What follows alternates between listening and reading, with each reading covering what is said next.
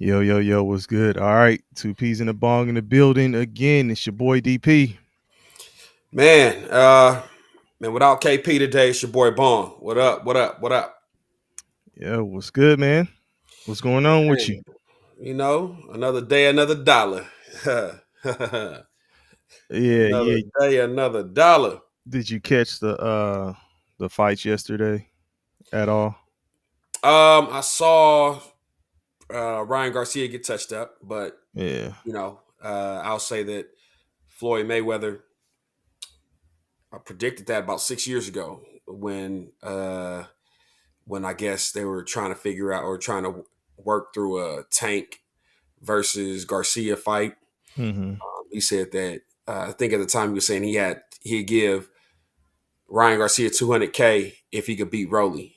You know what I'm saying? But he thought Rolly would beat him. I was talking to one of my homeboys, and he was saying how Floyd and a lot of these industry guys probably already know a lot of these fights and what the outcomes will be because when these dudes are coming up, a lot of them spar against each other. So we've seen them behind closed doors fight one another, and that could easily be a situation where we got footage behind closed doors where Rolly Denardi touched his ass up. Mm-hmm. So, Mm-hmm. it was no surprise to the people that are in the know. But, either way, it was disappointing for Garcia, someone who came up and, kind of since that tank, that debacle, just hasn't been right, you know. Mm-hmm. Mm-hmm. Um, I know we talk about how like one fight could fuck up a career. Um Victor Ortiz. What's my man out of that Floyd got out of there with the check hook that was undefeated coming into that fight. Ricky Hadden. Ricky Yeah. Hadden. I mean, it's just like you got these guys, they build them up, and then one loss, and the shit's never the same. So you Yeah, I know, was I was basically saying well that's another one for Ryan Garcia, not just one L for him. yeah, And they kept talking about him in the Devin Haney rematch, and he was kind of looking past Rolly. And right, potentially, Rolly was real. He was really disciplined, dog. Like they were saying, hold that telephone. He yeah, had that hand right here, waiting for that left hook, and he actually put Garcia down with a left hook, man. So yeah, um, deserved that win.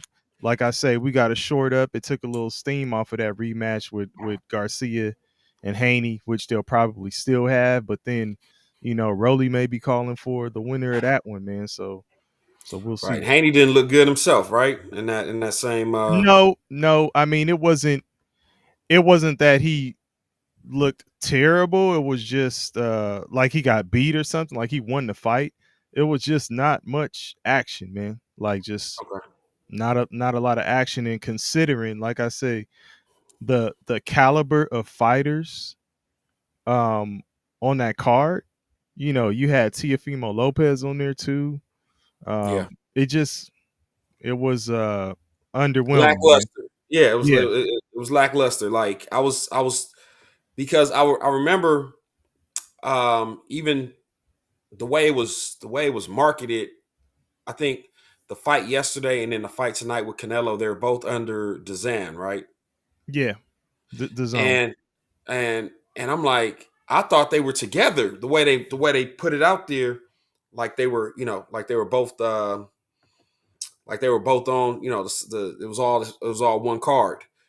But I was just, yeah, like, man, for that to have that many big names. I left you for a minute. Yeah, it's all good. I figured you would get back, but for it to have that many big names, or what would be not household names, but big names, in if you're in the boxing um, circle community, like it was on a Friday afternoon. It started at 2:30.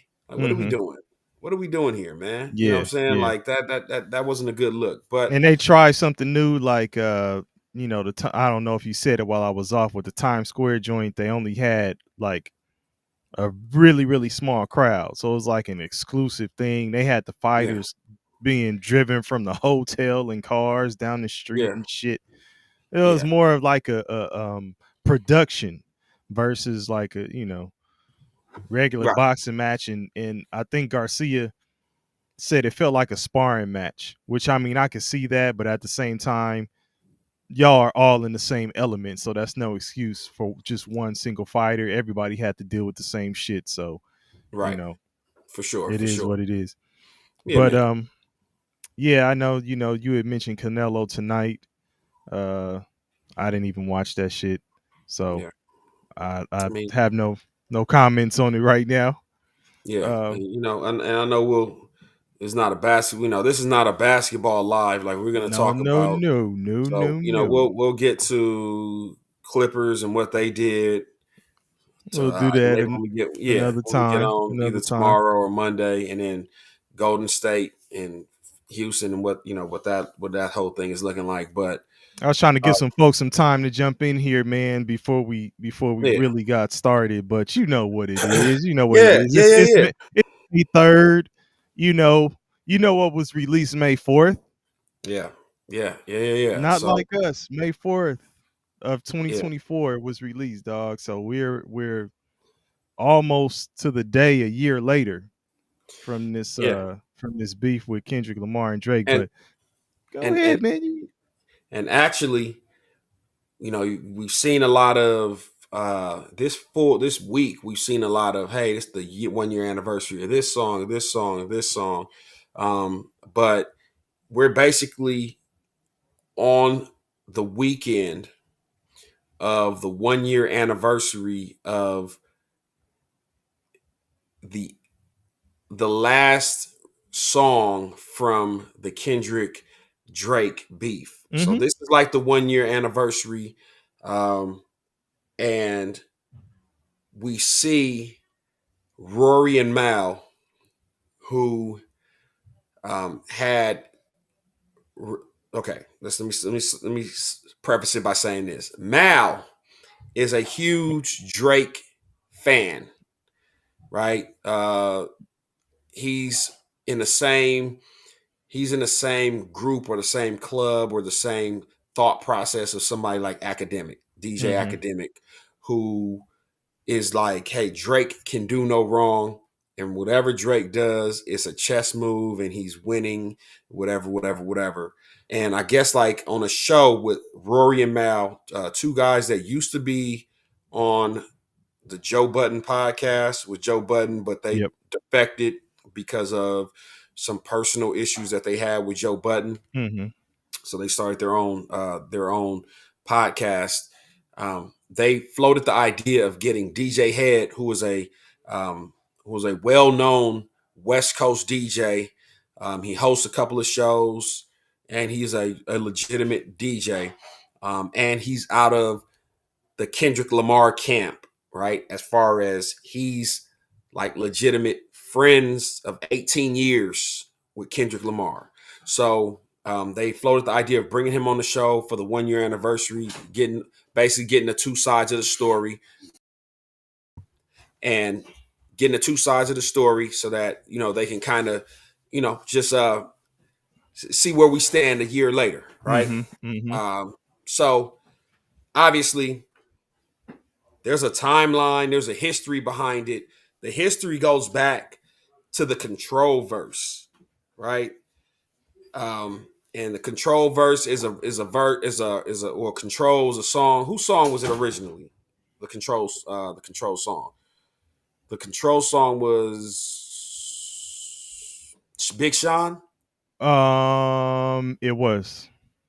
I think it was It Big was. Sean's. Okay, and off topic, of course. So the control Kendrick had a verse on control where he got at every single rapper and every big name rapper in the game, and it was basically like, hey man, this verse right here, most people was like, hey, if your name was named on there and Kendrick's dropping your name on there, it's almost a sign of respect because he's basically saying like all the top guys in the game, I'm going at him, right? But Mm-hmm. it's just this is competitive rap. It's a sign of respect. Drake, being a bigger name at the time, took offense to it. There was some back and forth. He did an interview with Elliot Wilson at the time, Yeah. talking about how many of his songs or how many of He Kendrick's played him. songs. memorable, right? Like he little He broed him. little brother. Yeah, yeah. Okay, he little broed him Little brother. I don't know if anybody, not to go with the movie references, but Carlito Brigante and Carlito's Way, right? You know what I'm saying? Little guy, I forgot his name, but he was played by John Leguizamo. Keeps trying to run up on him like, hey, Carlito, man, what's up, man? You a legend. Let me get a moment with you. I want to, you know what I'm saying? Let me buy you your drinks. And he like, Mm-hmm. hey, man, get on, man. You a purse snatcher. You know what I'm saying? You a Yeah. chain snatcher. Like, man, get on, man. You a small time hustler. Kept trying to play him. You know what I'm saying? Like push him off on some little bro shit. So, that's how Drake did. That's how Drake did Kendrick. And I think Kendrick, for the most part, sat down and bided his time. Way in the water, way in In the the water. water. So he was waiting in the water. I'm waiting. Okay. Hey, you gonna get yours, B? Right? Yeah, You know what I'm yeah, saying? Hey, this yeah. is that. You know what I'm saying? This is that straight up. Okay, you got it right now. But I'm a quietly bubble and build. Mm-hmm. So Mm-hmm. then, I'll give you the quick timeline for what started the beef, and we can kind of speak on each one. So, end of 2023, first person shooter comes out, right? First person shooter with Drake and J. Cole. Yeah, Allegedly, Kendrick was invited to yeah. be on the record. He was supposed to be on it. Who invited him? I would assume it was Cole, or maybe it was Drake. I was gonna say, you think it was you think it was Cole? Again, listen, Because it was talks about you hit my phone and it was yeah. me and So, Drake hit we got some. Kendrick. So I'm Hey, saying I don't know. we got some shit to address, right? Kendrick Yeah. said that shit.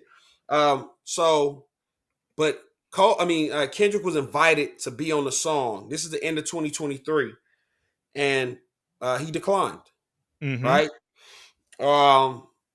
Drake and J. Cole went on a small tour, not a small tour, but they went on tour, and they were, appearing on stage together, real buddy, real cool. And the whole time, Song was a hit. song was a hit. It went number one. Let's not say yeah, song was a hit. It went number one. Okay, so Gloss over that. let's yeah. Let's fast forward. Future K- and Metro Boomin. KP in the chat, shout out to KP. He says J. Cole invited him. And he said Cole Yeah. referenced him in the Cole referenced Kendrick in the song. Kendrick in the song talking about the Spider-Man meme, right? Yeah, Like, yeah. hey, so we three goats. We the three goats. We the ones. J. Cole, as we would later find out,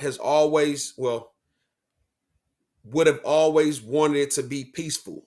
Hey Of man, course. listen, we can all coexist in this space. He's the I'm trying to squash the beef friend out of the mix. Like, Absolutely. man, what come on, man. We all good. We all cool, man. Like, which I mean, respect. Absolutely. If Respect to he him. wasn't, I'll say this, and I know that's not what we talking about. If he wasn't, he would be a motherfucking problem for both of them. Yeah, listen, But it would have we can got talk about that at another time. it would have muddied the waters almost like a wrestling, like a Royal Rumble, right? Yeah, Motherfucker, who's like, where are we going with this? Like, who's yeah, on who? yeah. Like, I'm fighting him or I'm fighting you, or you know what I'm saying? But Right. um in Don't in sleep retrospect, on J. Cole. Just because no, Cole was like, I'm on gracefully this bowing out, people Andre start 3000 criticizing shit. him and all. Yeah, like Right. he's a beast. But in retrospect, in hindsight, like, it actually was a good thing because it cleared the way for just two dogs to get in the ring and just go. Like, Yeah. let's get all this other shit out the way, right? And even when other things were brought up, when it escalated, we all knew who the big dogs were, and it kind of, when the other rappers, so Rick Ross, Metro, ended up getting in there and saying something. Kanye, silly ass, ended up saying some Everybody shit. was trying to Like, say motherfuckers something. was coming in saying some shit. It kind of like gave us like a like showed us kind of how the J. Cole shit would have been. Like, now it's, who are you getting at in this song? Are you getting him? You getting him? With Didn't Kendrick, Game say something? Didn't Game have something to say to somebody too? Like, everybody was talking. yeah, Everybody was yeah, talking for me. Like, exactly. Yeah, Yeah, hey, Scotty, I believe you. Cole didn't want no smoke, but I think it was respectful because remember he came out with a diss song and pulled it. Yeah. He came out with a diss song. Even in the diss song, it was kind of half-hearted, but he was flowing. The flow is never J. Yeah, Cole's Scotty flow has boy. Let's never been in question, right, right. right? Zane the Bold. Never seen Zane the Bold in the building. Welcome, welcome. Appreciate you tapping in. Come fuck with us. So So here we go. we gonna get to it. What do you say? The entire beef is just a perfect example of the butterfly effect because all of this resulted in Miles BBL Drizzy freestyle. Mm-hmm. I Mm-hmm. mean, listen, that Hey, a shit lot of came shit. later on. Yeah, it. Yeah, a lot You of had shit other spun from that. branches coming out from that shit. Like, yeah, it was. Absolutely. So let's move forward on the like that. So Future and Metro Boomin have an album. Kendrick is featured on a song called Like That, right? In the song, Set the stage.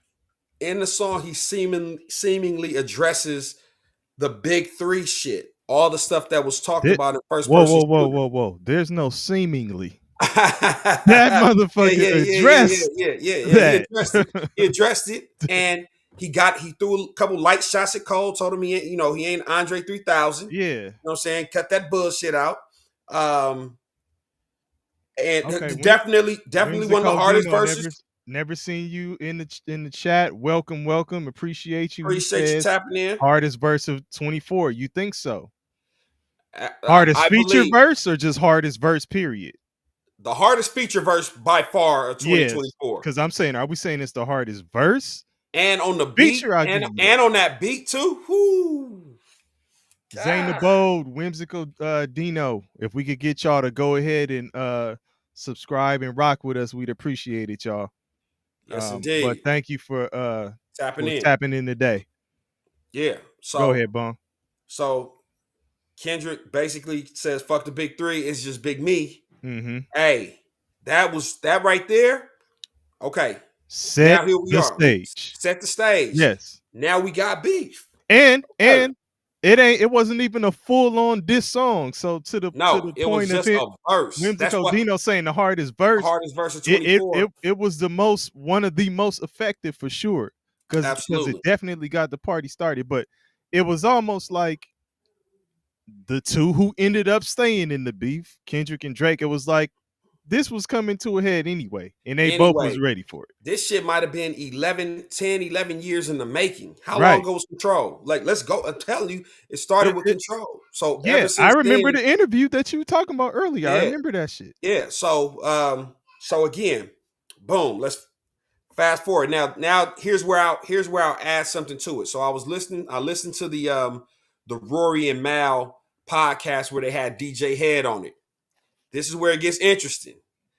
Per Rory of Rory and Mal, after the Like That verse, a phone call was made and a conversation was had regarding the rules of engagement for the battle.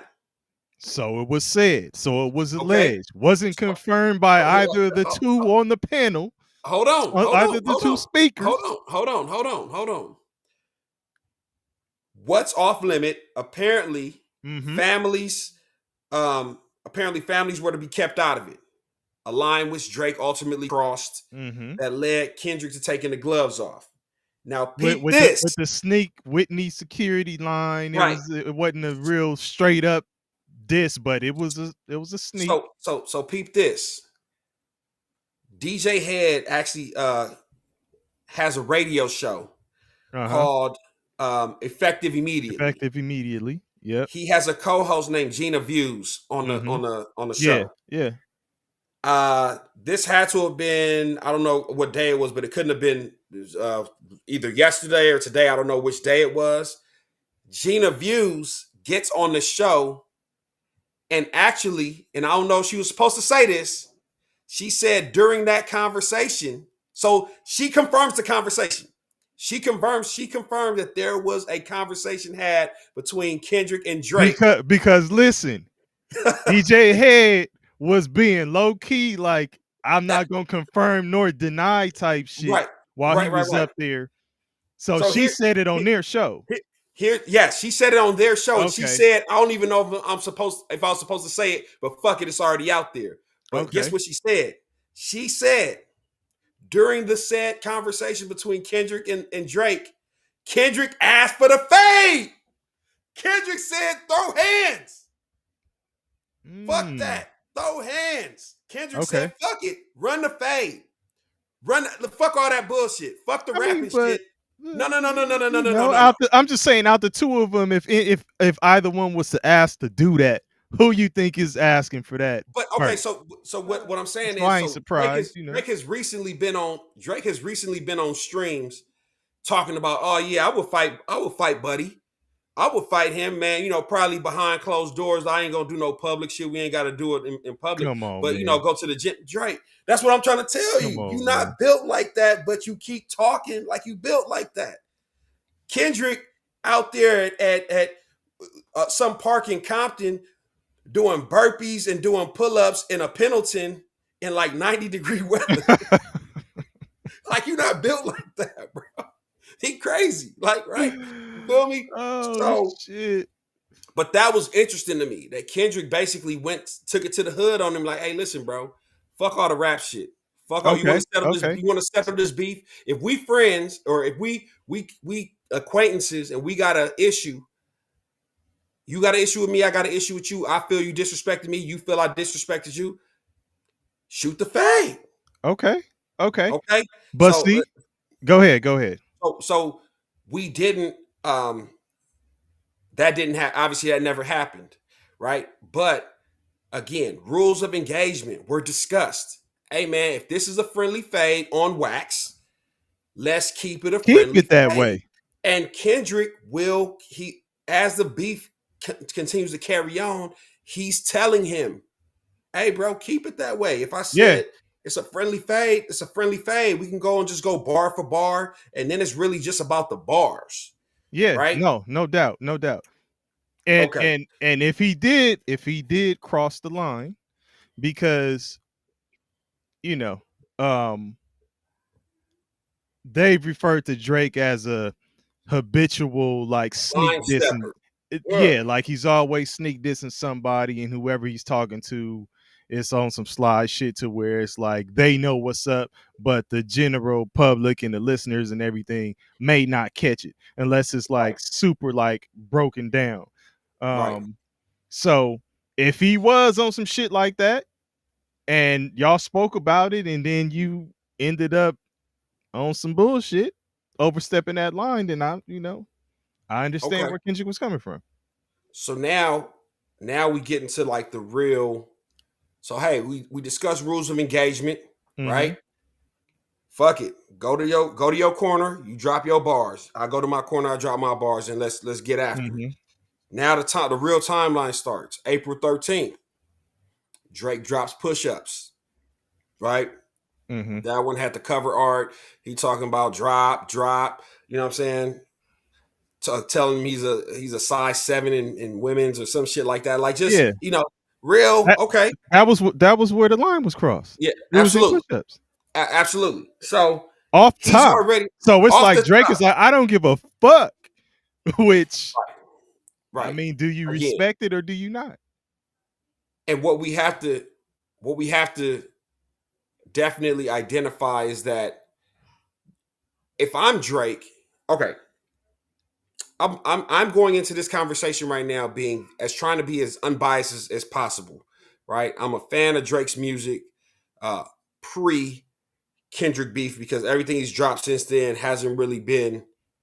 I think No Face was a good record since the beef, but everything else is kind of like he's trying to appeal to his gap audience, his Yeah, I his don't his know. target audience, as opposed to his rap audience, right? Yeah, Because I this think this he might be feels the like artist I'm trying something new phase. I'm no, no, no, no, no, trying no, to no, no, spread no, my no, wings. I no, don't know. no. I'm just saying I don't. I with think the last I with that think last what's album.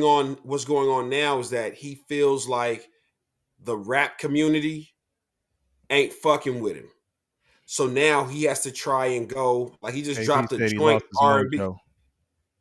Oh yeah, Oh yeah, there were plenty of missteps. There were plenty of missteps that we'll talk about during this little 2 to 3 week run. You get what I'm saying? But But he dropped. you said he dropped a joint album. Scotty Boy said he gave up on Drake when he dropped that song, "The City Girls," or is that a sexy when he dropped the joint with "Sexy Red"? Hey man, listen man, it was Drake has always tiptoed the line where he'll give you some songs where he's just really rapping, and then Yeah. he gives you some songs where he's doing a little bit of everything. I mean, So but that's appealing to his core his audience. Like, absolutely, so absolutely. you can't be So mad at it. I mean, he's been effective and he yeah, is one of the titans in the industry. Now, whether you think I think it's with this, and I know you're gonna get into details and all this stuff, but just the overall like umbrella of this shit, it's a preference type of deal to me. Is if you a Drake fan and you like his style, that's who you rocking with. And if you a right, Kendrick fan and you like his style, then that's who you rocking with.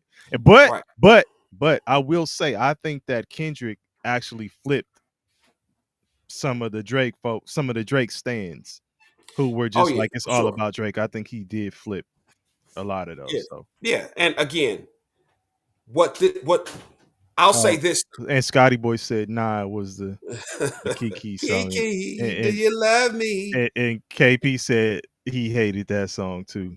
But like a And lot of his KP is a Drake fan, by the way, y'all. We missing KP. He's in the chat right now, but a, he's a, definitely a Drake a fan. lot of his bigger hits like have been like the R&B type feel where he's really aiming at the women, right? I'll Which I say mean, this. again, I will keep saying I ain't mad at him. Absolutely, I absolutely. ain't mad at Yeah, you. yeah, yeah, yeah. Even though My he homie used say, that, we gonna get to when he used yeah, that Tupac shit yeah, later. yeah, But let's absolutely. It's coming. It was the next yeah, song. It was yeah, the yeah, next yeah, song. yeah, yeah. I'll say this about Drake and his fans. What Drake has shown you is that if there's such a thing as bulletproof or close to it, yeah, yeah, yeah, yeah, Oh yeah. yeah, And yeah. again, Zane the Bold. You're we right. can go, You're yeah, right.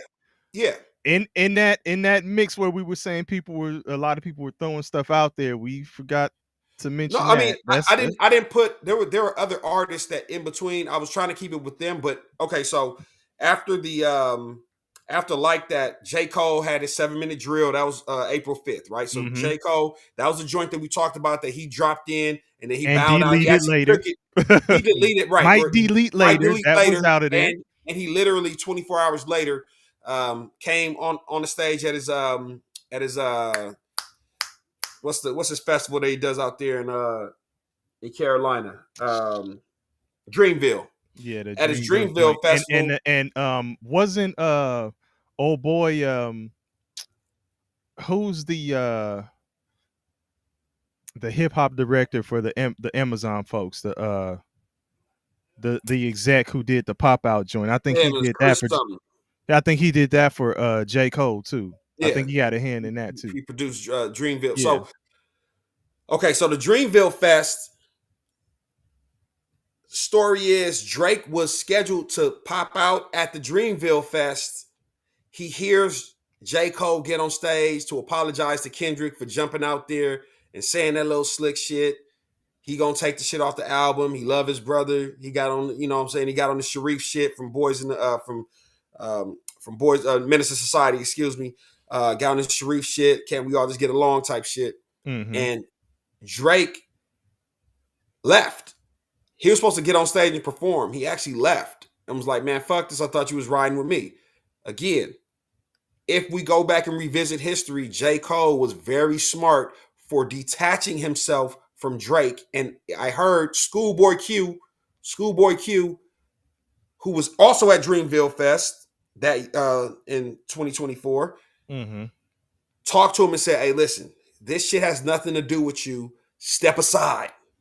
Yeah. Step out the way. This personal. This between bro and bro. Let them do their thing. You'll always be on the right side of history if you just step out. Like, no matter, they can clown you now, but you know what I'm saying, the sanctity of who he is still intact, right? We're not looking at him how any other way. But what I was Oh, gonna they say was in was the beginning they was, when but it I mean that shit, initially happened, but yeah, that shit time passed, time heals yeah. all wounds. But I'll say this. If there's I don't know if I ever thought that anybody in the game was bulletproof, but Drake has shown to be such a huge artist that he is the closest thing to bulletproof that there could be, because the Pusha T beef would have knocked off 99% of artists. What Pusha T did to him should have ended his career. The allegations, the allegations that Meek Mill alleged against him should Mm-hmm. have ended most people's career. Not only did they not end his career, but he won the battle. Right. Then he came against Pusha T, and because Pusha T was not as big an artist, Scotty Boy just said it. Because Pusha T wasn't as big an artist, people poo-pooed that shit. Like, hey man, what they say in Juice, man, that's that local shit. Mm-hmm. Mm-hmm. You a local talent, right? Like, you not ready for the big stage, you're not ready for the national stage. So people were able to brush that shit aside. Joe Budden is on record around that time saying there's only one person in the game that can take Drake on at this stage, right? At this stage in his career where he's got like a 10-year chokehold on the game. There's only one person that can take Drake on right now, and this motherfucker hails from Compton, California, Kendrick Lamar. Um, Yeah, oh that W yeah, yeah, freestyle was yeah. hard. Where? Hell Yeah. yeah. Well, hey, Listen, listen. listen. He was. I'm not. Listen. You cannot go through this and say that Drake Drake is had nothing. right. Right. You That's can't. what I'm saying. So W, for those who say that he didn't, I mean that's just straight. That's straight up bias. hey, Like that's Duppy freestyle was hard as hell. I'm still yeah, mad that shit ain't on like him or the Pusha T shit. Neither one of them shits made it to DSP, right? They didn't make it to the streaming platforms. yeah, yeah. All the shit in this Drake and Kendrick shit is on All streaming of it. platforms. All of it. All But of it. Duppy freestyle, and the funny thing about the Duppy freestyle was, I don't know if y'all remember, Pusha T had just dropped his album. So Pusha T drops an album. He's on a tour. He's on Mm-hmm. they do the radio tour where they going, from show to show, Hot 97, Big Boy in the morning. Like, everybody, they doing all that shit. They go on the Breakfast Club, you know what I'm saying, just promoting the album, trying to get that Yeah. shit out. This motherfucker drops that shit. Then I think like he dropped that shit the next day. He's at the Breakfast Club with Charlemagne's Wendy Williams messy ass, right? And they like, hey, Pusha, what you doing, man? Why you ain't finna drop something? And Pusha like, hey, man, I'm on my album release tour. Like, Mm-hmm. I'll get to him when I get to him. So everybody thought like, damn, bro, like, you motherfucker, you about to let Drizzy just give you that Well, work he like got to that? him. And he got Hey, to him. man, when But Pusha, that was one of the excuses that Drake that gave about the Kendrick shit. yeah, that Right. he was on He was on tour and tour. all of this other stuff, Yeah. but nah. Yeah. Yeah, man. So I mean, so him and Pusha went at it. He had Teflon. Nobody, hey, you beat the Meek Mill allegations. Pusha T, I mean, 666. Hey, man, listen, he gave you everything, and that shit, he introduced your child to the world for you, and Yes. that shit was Teflon. You was able to dust that off. Yeah. Okay, man, this motherfucker is Teflon. Got the The fans, fact that man. a year later, after the Kendrick shit, and we gonna finish getting into it. A year later, his fan base is still fairly strong. What do you mean fairly? I mean, You just watched the interview where you see an example of of a how his fans personality, are. Like that's how his fans are, which I mean, yeah, you like what you like. I said it's preference. You're gonna roll with whoever you roll with in this whole shit. If you go right, back to Nas and Jay-Z, you got some people saying Nas won, you got some that say Jay-Z won. And they do the same. They're saying, look, lyrically, Jay-Z was better. yeah. But then people are like, no, flat out, Nas won that. Nas, Ether yeah, was. Ether was I'm a it. Jay fan. I'm a Jay fan, right? And I'm a Nas and Jay fan, but to me, the best rapper in my lifetime, hands down, no questions asked, is Jay. Jay-Z Oh, I is, thought you was I gonna mean, say Cool Mo D. Jay-Z is the best rapper in my lifetime, right? There ain't no questions. This is back. This is mixtape Jay-Z, album Jay-Z, like everything he dropped Mm-hmm. went. You know what I'm saying? Like the fact that motherfuckers, his first album, Reasonable Doubt, people slept on it. Mm-hmm. He had to re-release that shit. I had the original. I had the original Reasonable Doubt. That's when I got my introduction to Jay-Z, really, because he had the Brooklyn's Finest with him and Biggie. Yeah. At the time, I was fucking with Biggie.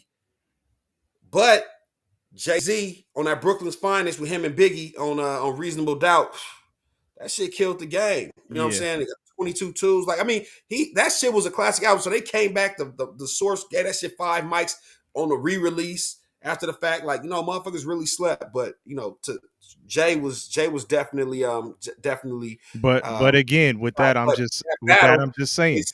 it could have went either way. And you know what? It made me not fuck with Nas as much because you had to pick a side. Yeah, I'm like, it's like and it's like when it's even in fighting when your favorite fighter lose, you like, man, fuck that nigga, man. Hey, like when we were talking about the fights earlier, Tarver was on the panel speaking. When Tarver beat Jones, I was like, man, fuck Tarver, man. yeah, oh yeah, No, oh yeah, if you for rock, sure, it's for the sure. same thing with your favorite artist, man. Like if you rocking with Absolutely. in this situation, if you're a Kendrick fan, you rocking with Kendrick. If you're a Drake fan, you rocking with Drake for the most Yeah. part, unless you just really, come out and state facts and say like, who won the So, battle? so let's So get y'all back to hear the where I stand now. Y'all know yeah. who I think won. So So Drake drops push-ups April right, 13th, right? And it's received. Hey, his fans is going crazy in the uproar, like, yeah, motherfucker, we on. Come on, Kendrick, where you at? Where you at? Where you at? You know what I'm saying? Mixtape Fab, yeah, the Soul Tapes, Mixtape yeah, Fab. I know we mixtape getting off Fab was topic. The Soul Tapes was, oh fabulous. my gosh, Period. and that's it. The Soul Tapes has still not been put on DSP. The Soul Tapes, Yeah. the And Soul Tape. people were circling back and putting their old stuff on DSP. Cole just recently Like put a J. lot Cole did. of Yep. yeah. J. He Cole did put a his. lot of So his shit. yeah. One of my favorite J. Cole joints is the Lauryn Hill sample. Whew. Oh my gosh, that's the epitome of mixtape Cole, man. Oh my gosh, Miss Hill, please don't sue me. But anyway, so push-ups drops, Drake fans in the uproar, academic going crazy on streams, like all the hip hop heads is like, okay, here we go. All right. Mm-hmm. Same day, Rick Ross drops Champagne Moments. Right, Rick Ross is kind of like interjecting himself in the beef a little bit, but And then he who came at Rick Ross? Somebody was Game. it Game? Game That was was doing when it to Game Rick came Ross. in. It was Game came at Rick Yeah, Ross, and then yeah. that just kind of Okay. faded So away. then after push-ups drops on the 13th. Kendrick hasn't responded. Drake goes on basically like a 6-day or 5 or 6-day run of just dropping memes. Me Like, when this motherfucker coming out? What this motherfucker finna do? He hit him with the Warrior shit, come out and play. and this is that type of behavior. Absolutely. And that's Absolutely. why I say you got what you asked for. So when we circle back and talk about the recent developments toward the end of it, I'm gonna bring that back up, man. But go ahead. Yeah, so he's poking the bear. Hey man, Kendrick, where you at? What you got it? What you about to do? We waiting for you. Step So outside. so you Step know outside. what? You know what? This is a good time for this, man. So Yeah. so Charlemagne on his brilliant idiots podcast on his YouTube show. He's kind of going along his timeline like you're doing right now. So this is what he had to say. Just a little. Listen, the cut moral of the from it. story is Drake lost. He just did, and you know how you know he lost because the people said he lost. Like and when we were sitting around saying, well, what's the ending gonna be? Yeah. The ending is always the people. And he didn't necessarily lose because he was whack. Drake music was fantastic. Yeah. Drake competed at a high level. Drake actually, I always knew he could rap. Family Matters is different, Crazy. bro. I don't give a fuck No, what he y'all- killed it. He's He just barring got- shit the fuck He up. got out strategy. He got Yeah. out And he strategized. Let's pause right there. I'll let you continue what you saying right here. So he goes on this for 6 days. 6 days talking about, hey man, when's Kendrick coming out? What's going on? Where we at with it? So on the 19th, Taylor made freestyle. And KP said the game was swinging at air, so he was like Trey and Boys in the Hood.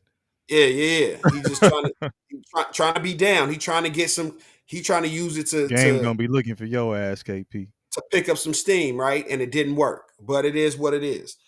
So now the song you talked about, DP, earlier, Taylor Made Freestyle, comes out. This is where it gets tricky. Drake gets to asking Kendrick, when you gonna drop? Now remember when Taylor Made Freestyle originally dropped, he didn't even claim it. Yeah. There was a lot of is it AI? Is it this? Yeah. Right. So in the Taylor Made Freestyle, Drake summons Tupac and also summons Snoop Dogg's voices. Let's stop right there. Okay. Was that the right move? Absolutely not. I get what he was trying to do. What was he trying to do? He was trying to bring Kendrick out. Like, hey man, come on out. Here's how I saw it.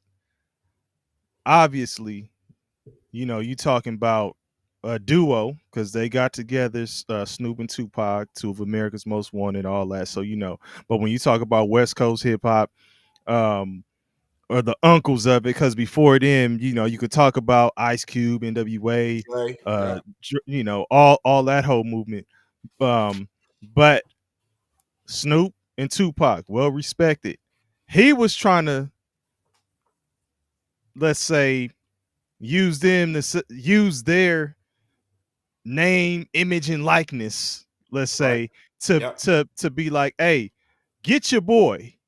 Is this your prince? Your king? Is this like your king? to take over? Like, is this is this who y'all endorsing? Is this your guy? Get your boy. Right. Where's he at? Absolutely. Because in that the interview you were talking about earlier, the Rory and Miles shit, they were trying to say Kendrick made it a California versus Drake thing with the pop out and all of that stuff. Right.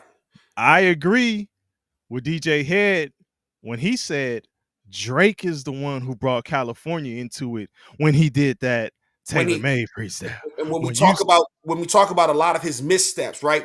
That was one of the ways. Hey, you already know Orlando, top of the top, man. Oh, what's good? Oh, okay. Oh, he got Drake over Kendrick. Okay, no doubt. We need that. We need that in here. Okay. So, hey, respect. When we talk about the missteps, and even in the song, he's saying that they're saying, "Come save us, come save us." Well, like, save the West Coast. That's what I'm saying. So you're right. So you're antagonizing the West Coast. What did I say? I'll keep revisiting. You're getting what you asked for. Right. So, and then that's where the delusion of Mal, right? That's where his delusion continues to show itself. It's like, bro, you're saying that Kendrick made it the California versus Drake. And what we're saying is that Drake literally handed Kendrick the pistol. Like, hey, man, use this against me. Because had you kept all these things out, like y'all had a conversation. Okay, so there was a conversation. Rules of engagement were discussed. And Drake stepping over the line like, I don't give a fuck. I'm going to do whatever I got to do. This is a street fight. This is not. But let me say this. You've already gone through the history of his battles, right? Because we just keep talking about Kendrick and Drake's missteps and stuff. But let's try to tap into maybe how he was thinking. You already talked about how he got Meek Mill out of there. Right? You said how he lost to Pusha T, but It wasn't a career-ending thing. So what he feeling like? Yeah. Nigga, Like I'm I'm I'm with just whatever. yeah. I don't give a So fuck. that's I don't what are rules to me? I that's don't what even I'm know what saying. rules are. There you Like go. you talking about rules? What the fuck are those? That's what I'm talking about. Exactly. That's what I'm Hey, talking about. you So already know Orlando. You talk about lyrics aside, who you listening to for 3 hours at a club? White girls don't bump. I think you're saying bump Kendrick. If it ain't snowing, I ain't going. Check this out. okay. White girls do fuck with Kendrick. That is a misconception. White girls do fuck with Kendrick. Kendrick is a Pulitzer Prize winner. Hey, hold on. No, that got me asking a couple questions too. While you asking, you already know Orlando. White girls don't bump Kendrick. I ain't worried about the snow bunnies. I mean, I guess you might be trying to be up in the club with him for 3 hours, doing your thing with him. So that's why you bringing that up. I don't But know. Whatever but floats your boat. so You already know hey, Orlando. I'm just saying. I don't know. you already know Orlando. I will. Go Let me watch say this go though, watch Bond. some of the crowds at some of these Kendrick shows. Yeah. I'm gonna say this though. Earlier I said that it's a matter of preference, right? So lyrics aside, true. But I'm more of like where the lyrics at. But it's people in this who were saying that they think Drake was the better lyricist in this. Yeah. I disagree, but we I, can get to I, that later. I But you disagree. know, But okay, so now we're at the point where he drops the tailor-made freestyle. He's dissing, and here's where you know that people were nervous. Snoop Dogg, who's alive and well, he's alive as me and you. He comes out and when he hears his voice on the verse, he starts playing along with it like, is it me? It may be me. Like doing all this little silly and, shit. Like, no, yeah, you're the West Coast king right now. You are the king of the West yeah, Coast, yeah, man. Like, what yeah, the fuck is you even, what is you even entertaining this bullshit for? Right? yeah. So now, if you're Drake and you see that reaction from Snoop, you're you even more you emboldened. feeling like I'm in You the even game with more this shit. emboldened because your Yeah, big for homie, sure. your OG, the nigga that co-signed you, is basically saying, nigga, ooh, I'm scared. Yeah, yeah. I'm scared. It took the Nigga didn't shut it. Tupac He didn't estate. shut it down. He didn't shut it down. It took a dead man's estate to come and Rest in say, man, peace, get Tupac. that. Rest in peace, Tupac, man. We was in high school when Pac got killed, man. That shit Mhm. was crazy as hell. Man, listen, Crenshaw you High already in the know, man. building. Crenshaw Yep. High, man. Y'all know what it was, man. The whole Yeah. school we was down. It was a sad Hey, day at the a lot of shit happened at Crenshaw during our Crenshaw days. The OJ yeah. trial happened OJ during our trial. Crenshaw days. Man, we was Yeah. out there screaming in the halls, free the juice. Hey, listen, Hey, Miss Little, the English a teacher high was school pissed. a high school in the hood with nothing but white teachers. Boy, the students was ready. Hey, The what they say inmates about was the running the asylum? asylum. Teachers was mad as hell for like 3 weeks. Oh shit. We out there screaming, don't squeeze the juice. But okay, so anyway, man. So now Drake feeling way emboldened, like, oh man, your big homie scared, your big homie nervous. Okay. Hey, I see you. shout out to you. You already Appreciate know you. Orlando. Thank you, man. Appreciate you. But so Oh, hey, that's what's up though. Hey, yeah, listen. hell yeah, That's dope. Listen, you yeah, already know Orlando. That's dope yeah. that you could come in here and it And could be really some fuck kind with of us. connection and rock with us. You know what I'm Absolutely, saying? So absolutely. that's dope, man. Hell yeah, hell yeah. So Drake feeling hella emboldened. Like your big homie out here, he's scared. He don't know what to do. He pump faking. Tupac Estate shuts down the song. Hey man, copyright infringement. Y'all motherfuckers better get that shit up out of here. They Mm-hmm. pull the song. The record label pulls the song or whatever. And now this is April 19th. Mm-hmm. Push-ups dropped on April 13th. It was every single day academics getting on live like, hey, Kendrick, when you dropping, bro? It's day Yeah. 10. Kendrick ain't Yeah. dropped. Yeah. Hey, man, day 11, we still waiting. Now you got folks like Cam and Mace, Gilly, All these motherfuckers getting on it. Hey man, this motherfucker Kendrick that came out. Hey, you got motherfuckers like Charlemagne. That's you just played Charlemagne. You did Charlemagne at the time. He like, hey man, like Zane the Kendrick. Boat is even younger. Shout out to you, Zane the Boat, in the building. No, he older. He older. No, he said minus. Oh shit, minus 30. Oh shit. He Okay. said minus. Yeah, well, shit. Thank you for fucking with us. Thank you for fucking with us, man. We appreciate it. Sure. We appreciate it. We appreciate it. But so now, Charlemagne, academics, all the bloggers, all the biggest bloggers, the biggest podcasters, all your favorite rappers, the OG rappers. 50 Cent was chiming in talking about told y'all not to fuck with Drake. This motherfucker crazy. Oh boy, done tuck tail. 50, you was on a record label with Kendrick. Y'all was on Aftermath together. Y'all did songs together. Like you had him on your show. You had him on Power. Do you remember that? Like you had him guest appear on Power. Like that's we're gonna get to this. We're gonna get to this too. You know, you already know Orlando. I respect your opinion. He said push-ups I feel really was the best song of all of this. So I'm gonna tell you what my feeling is on the best song later, but it's gonna be unpopular. So fast forward. April 30th. I think it might have been like a Friday or something. Friday morning. I'm driving to work. I think DP, we got a group text or a group chat. DP shoots me a link. This shit. Shoots me a link, right? And I'm driving to work.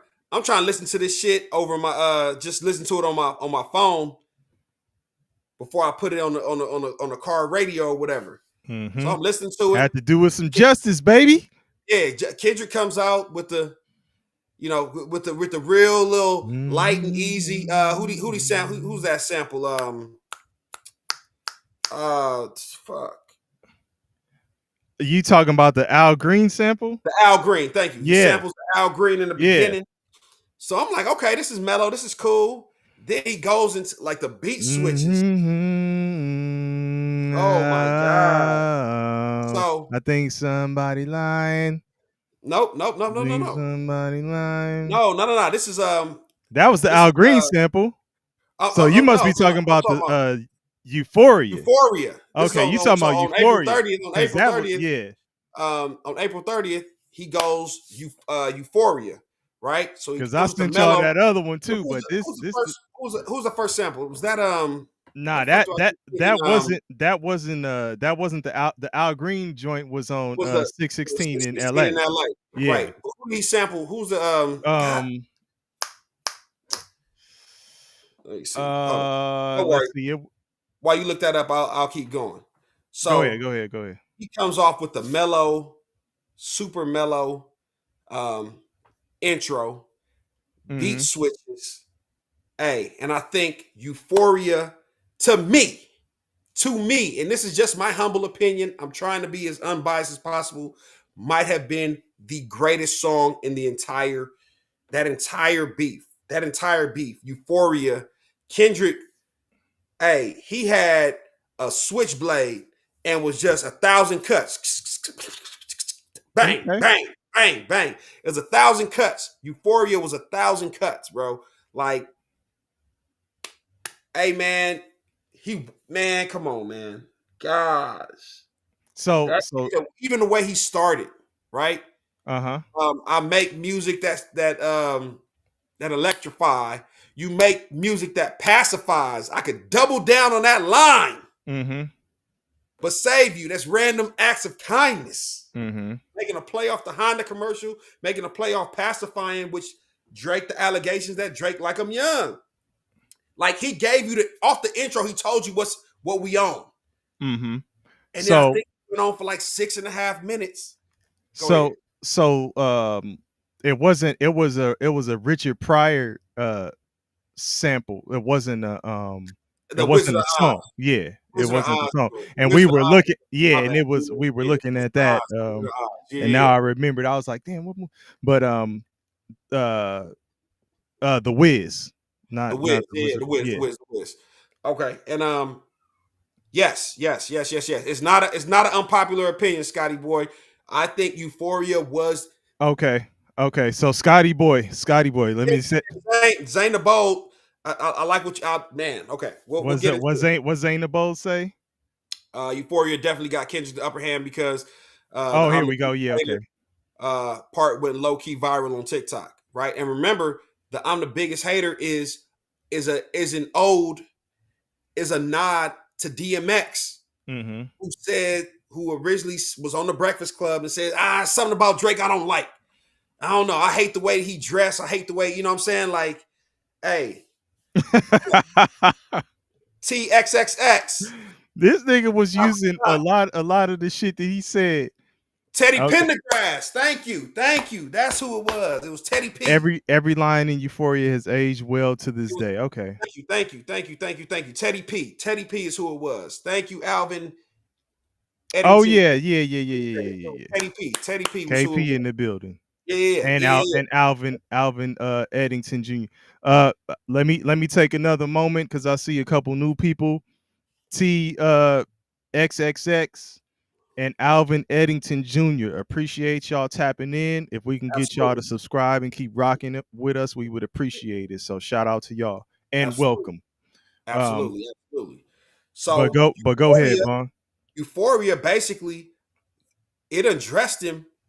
I mean, when he talks about I think when I see you standing with Sexy Red, I believe you see two bad bitches. Yeah. What? You might pop ass with her. Like it's like, it speaks to a lot of the stuff that Drake does. The duck lips when he's posting on Instagram and doing all like this kind of no disrespect to any sexualities or whatever, but the zesty shit. He doing a lot of zesty shit. You know what I'm saying? So And it's then like when a motherfucker say no disrespect to so and so, you know the motherfucking disrespect is coming. but in Right the after. song, Kendrick says, I'm what the culture's feeling. You dig? I'm what the culture's feeling. It's not just me, man. This is what the culture's feeling. Like Mm-hmm. the culture's feeling this way about you, bro. Like we don't rock with you like you feel motherfuckers rock with you. You know what I'm Mm-hmm. saying? And I think that to me, Euphoria was the one where it was like, hey man, okay, it's over. But then after Euphoria, what Euphoria also allowed me to see was that a lot of these older rappers, a lot of these dudes on podcasts were on Drake's payroll because after Euphoria drops, No, Gilly the kid no who is a respect. It wasn't getting no respect, or at least it, the it respect it should have. no, it was getting respect, but the Not people what it should have. no, DP, it got respect, but the people that had voices in the community, right? So you talking about Cam and Mace. Cam and Mace was like, Which is what I'm saying. no, you gotta hear what I'm saying though. These dudes were paid actors. It's a No, difference I between know. I get it what you're it saying. was ringing out. It was ringing out in the community. The real people, the people was fucking with Euphoria. But I'm talking about you got rappers, right? Gilly, the kid, everybody knows him now as a podcaster, the motherfucker that wears that goofy ass, big ass Philadelphia Eagles hat all the time. Him and Wallow, his cousin Wallow, funny as hell. Yeah, shout out Cam to and them. Dope Mace, podcast, dope show. Yeah. Harlem rappers, lyricists. Well, I wouldn't say okay, I wouldn't even call listen, and this is no disrespect because the Dipset is like one of my favorite all-time groups, but not everybody in the Dipset was really a super lyricist right. like that. So, you had some. Cam makes great songs. But Is it he a was kind of lyricist? bubblegum rap. It was it May was not. it was no, it was like hibbity hip hop hop hop, like that type of it wasn't like lyrical rap, but Gilly Alvin did. Eddington. Alvin Eddington. We are in LA too, man. We went to Crenshaw High School, born and raised out here. Me and Bong been knowing each other since kindergarten. So, Yeah, we absolutely. came up. You talk about sandbox. We definitely been in the sandbox out here in these streets of LA all the way on up. But Yes, it's sir. crazy enough though. A lot of my favorite rappers are East Coast rappers. So I mean, Yeah. Hey, just keeping it real. again, I already told you my favorite of all time is Jay-Z. Snoop Dogg, for what he did for hip hop, to me, comes right behind Jay-Z, and it was literally when that Snoop Dogg Snoop Dogg, album, the Dog Pound, right on the he when opened his the door for first them. when his first album dropped, Mm-hmm. Doggy Style, his first album. This is back. So we got some folks that I think somebody said they were either wasn't born in 96. One said he was One born was in 96. born in '96. Okay. Back then, when you had to go line up, the record stores, when it was like a big release, they opened the store at midnight. Tower Records, all these big record stores, motherfuckers was lining up around the corner like you would see motherfuckers line up for Jay's back in the day Mm-hmm. to get that Snoop Dogg album. Yep. Power 106 was a huge record. It was a huge radio Until station. and listen, y'all, that was going down until Napster came around and folks started burning CDs and doing all of that stuff. Then you was lining up at the corner for the CD man pulling it out of his trunk. But go ahead, Bong. Right. But again, that Power 106, the biggest radio station in Los Angeles, and I don't know what they were doing on the East Coast. They played Snoop Dogg's album front to back. This is a hardcore album. Played it front to back like 3 or 4 times straight.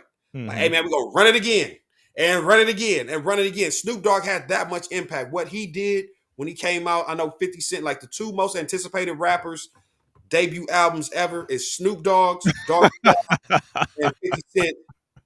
I fucks with you already, Alvin Eddie. I'm trying to tell you that Euphoria is what set it off. Euphoria definitely set it off. That was all. He put all that shit right there. Yeah. So again, for Gilly, now Gilly the Kid would be more in line with what we call a lyricist, especially for the style of rap back in the I would say early 2000s. I would put him there. Yeah. So again, it was hard to hear him say like, oh yeah, that shit that Kendrick just dropped is like mid or yeah, it's not okay. But that's when I started realizing, okay, rest in peace to Gilly, the Kid's son. But you know what I'm saying, after his son had tragically passed away, and Drake did some things for him, I think don't pay for the funeral or something like that. Like he had. So then I started to go behind the scenes, like, okay, Gilly the Kid, that's a connection with Drake. So you got a connection with Drake. Now you got to stand for OVO. Remember, Drake had purchased Cam's the pink mink, the pink fur coat or whatever. Yeah, he brought Dipset out to do a show at the Apollo or some shit like that. He had some dealings. He had some dealings with Cam and Mace again. So now you're asking these guys in a time of need. Right now, man, my back's against the wall. I need all y'all support and everybody that's holding me down. When I come out on the other side of this battle, when I win on the other side of this battle, I got you. At the time, and that only lasted for so long. At the time, 50 Cent was launching G Unit, what's that, production to do shows or movies and all the other shit. He probably got a phone call from Drake like, hey, listen, man, help me finish this dude. 50, I know your only loyalty lies to money and business. 50 has never been loyal to anybody. You know what I'm saying? He's loyal to business relationships. And I'm pretty sure a conversation took place like, hey, listen, help me get on the other side of this shit. And when I get on the other side of this shit, I got you. Scotty I'm boy. put all my people behind you. And this may be true, Scotty boy. However, was he out strategized in this matter? Yeah. Let me know. Again, that was all strategy. So now Drake, you got the young dudes. Oh, hold on. Audubon. Hey, we Eagles over here. Alvin. Yeah. Come Eagles on, over man. here. Alvin. Come on, baby. If you would have went to the Shaw, it would have been straight up.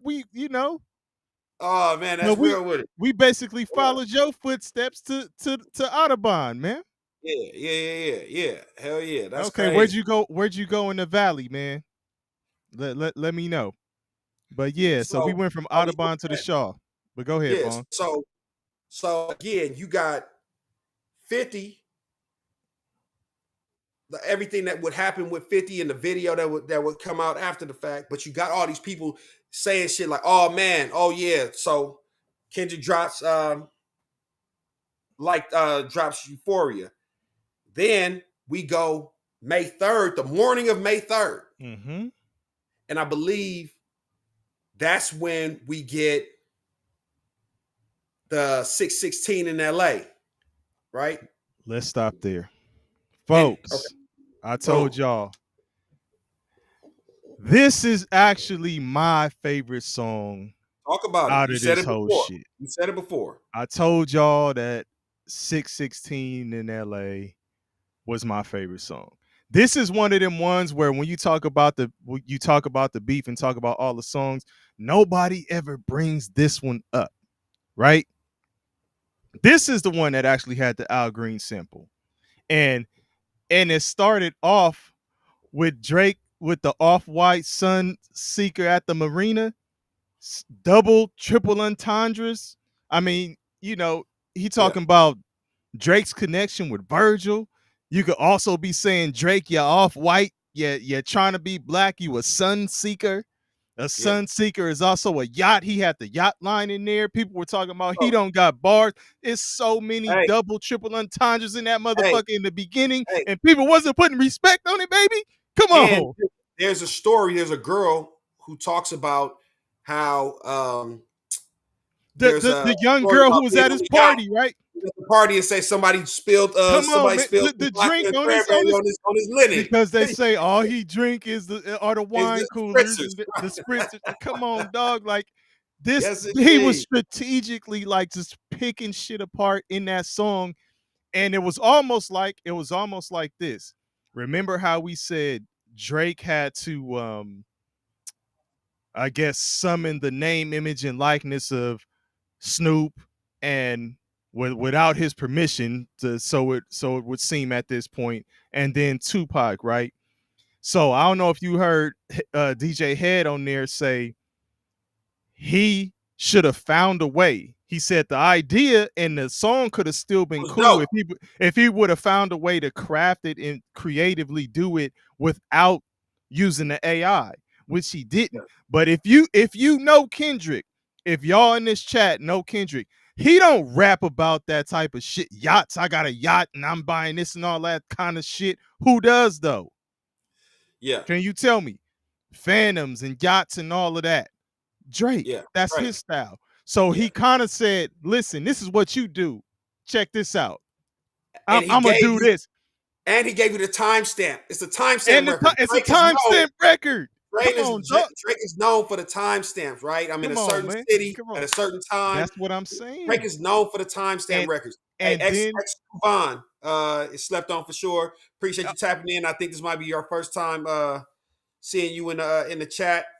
Appreciate and you. look, Hey, and look, and please look, like, share, subscribe. We appreciate the support. Go and, for it, DP. and look, I'll say this too. Remember how you were talking about the beat changes and all of that shit? Yeah, This one didn't have a beat change, but it had a mood change yeah, from Kendrick. yeah, And he was killing that shit in that yeah. second verse. Mm-hmm. The first verse, he was killing it too, like he was meticulous. And then the second verse with the mood switch, he was coming directly at Drake. That song is slept on, dog. It It don't is. now that song don't get enough respect. So that's actually my favorite, y'all. So, It is. you It know, is. agree or So, disagree. I know it's probably unpopular, but so 616 in now, LA, dog. That's my so joint. now I think that's a Friday morning. That's a Friday morning that joint dropped, right? What And, we and would see see and over see the before you go on, Alvin said he's torn between Euphoria and 616. I'm yeah, rocking with 616, but yeah. respect if you go with Euphoria, no doubt. And why you say you already know Orlando say for the culture of hip hop purposes, Future's Dirty Sprite 2 is more impactful than Euphoria. I'd say. I mean, it's a, Hey, Dirty I Sprite 2 fucks is with a you already mixtape. know Orlando. Euphoria, hot take, right? Euphoria is just a song, but Dirty Sprite 2 is definitely it was definitely a mood and a vibe, and what Future has done for Atlanta, for the culture in Atlanta. He may be the most impactful. No disrespect. Again, I'm I'm gonna let you talking say about what you say. Go ahead. no. I'm saying modern day. Modern day, he may be the most impactful Atlanta artist, right? Obviously, in my era, my generation, you got Outkast as the Okay. Okay. greatest group, as the greatest Southern group. Then you have T.I. as the greatest individual Southern rapper, and that's no disrespect to Scarface, who came before T.I. But as far as we talk about Atlanta, Scarface is obviously in Texas, but at Atlanta, it's Outkast, T.I. But the culture now, the most impactful in the last 20 years is probably Future. Okay. And so you say all of that, and Future, I'll say this, and this is no disrespect, because he's doing what hits, and he's doing what will commercially knock you in the mouth every single time, right? But he's affiliated with the Dungeon family. Yeah, So yeah, all of no, that stuff you talking about, when you talking about that's where it Outcast came and all from. them, that's Yeah, where he came from. yeah, So no, so if he, putting pen to pad, he could probably come with some shit that'll really, he could put some shit out there, but he's giving you the more commercial type absolutely, vibes. absolutely, You know what I'm absolutely, saying? So, absolutely. So again, so now what would ensue is you over the already know next Orlando. 24 to 36 hours is crazy. So now you have Drake, the meme king, right? He he posts a meme of an owl and he's staring at this red button, right? So now we get Which will academics. which will take me back. Go ahead. I'm gonna let you finish that We got, thought. Go we ahead. got academics and a lot of the people that are getting information from Drake saying like, "Hey man, there's a red button, and y'all don't. When Drake pushes this red button, it's over. Beef is over. We about to end this shit. It's gonna get ugly, right? So now Mm-hmm. everybody's Mm-hmm. waiting on pins and needles. I remember. Be, are you moving? Are you moving off of that to something else right now? Yeah. So go ahead. Go ahead. Wasn't that Survival by Drake? Did he talk about that the red button wasn't what was the reference in Survival? Yeah, he did reference. He did reference it in a previous song. Okay, and I think it was Survival. How does 616 in LA start when Kendrick is like, it's survival. Yeah, It's yeah. survival. I'm telling you, he's taking these. He said, I think somebody lying. I don't see no fire. I'm trying to tell yeah, you, man. He yeah, like, nigga, what red button? yeah. Like, that's what I'm saying. Put some respect on 616. Go ahead. My Yeah, bad, no, Bong. I for ain't gonna sure, keep. for sure, Go for ahead. sure. Go ahead. So Friday night, all of a sudden now everybody's buzzing. Man, I don't know. It was a crazy time last year. Like that's one of those times, man, where motherfuckers gonna remember COVID. Like if you was alive during COVID, if you was alive during this Drake versus Kendrick shit, Definitely nuance. Go ahead. like you'll remember this, right? Like you'll be able to tell your kids, like, hey man, listen, like this shit, when this shit happened, that shit shut down a lot of shit that was going on. Like motherfuckers was engulfed in this shit for a smooth week, man. Mm-hmm. Um, Mm-hmm. we was covering the shit. We do sports Oh man. and shit. That shit was one of the We we livest we we things. had We was, to pivot yeah, and be like, whoa, really, whoa, whoa, whoa, hold on. you know what I'm saying? Yeah. But so Friday night, Drake drops "Family Matters," right? He And I got was I was on the road with this. So I think it was was it KP who sent this? KP sent it up. Okay. Cause I was traveling with Ari. We were in Colorado, and I was like, what happened? What happened? So Yeah. I was scrambling trying to get to So the phone. so Drake drops the "Family Matters." 50 Cent got the G Unit production behind it.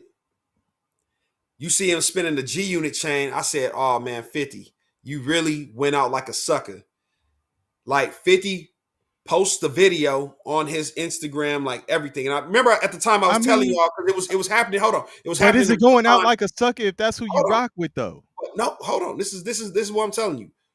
50 Cent at the time was, I was saying like, man, for him, he don't have any connection with Drake. They don't have any music together. He's on the same record label as Kendrick Lamar. He's done songs with Kendrick Lamar.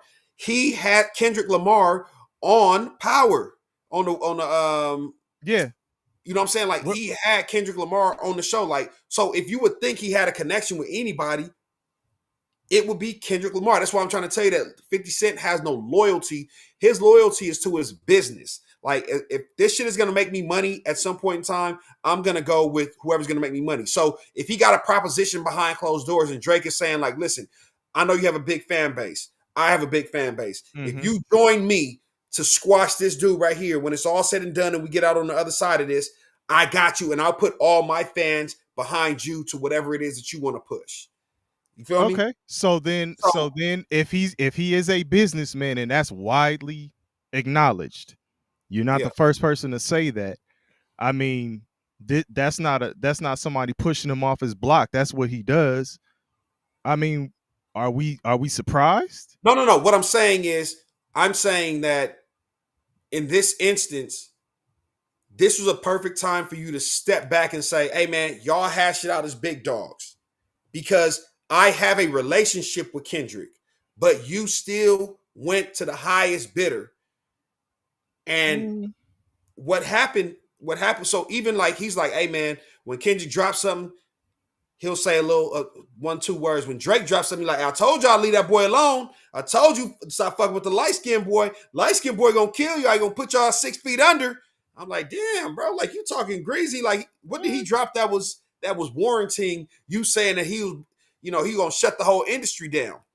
That's just, it's clown behavior, Well, right? and he was Like, and he EP, kept that's like me and you. I've been rocking with you, right? And Zane the Bold comes out and says, hey man, I got a deal for you, man. I'm going at it with your boy DP. Come at me, come fuck with me, back me, and say, man, I'm rocking with you. And DP, me and you got a relationship. You see some shit on TV, and I'm spinning my logo for Zane the Bold, and me and you got a relationship. That's clown behavior. I get where you're coming from. I get where you're coming from, which is why I think, and we'll get to later, there was a point in this whole situation where Drake really started taking stuff personally because people he rocked with was actually rocking with Kendrick too. So people he thought he had ties with, it also happened to him on the flip side.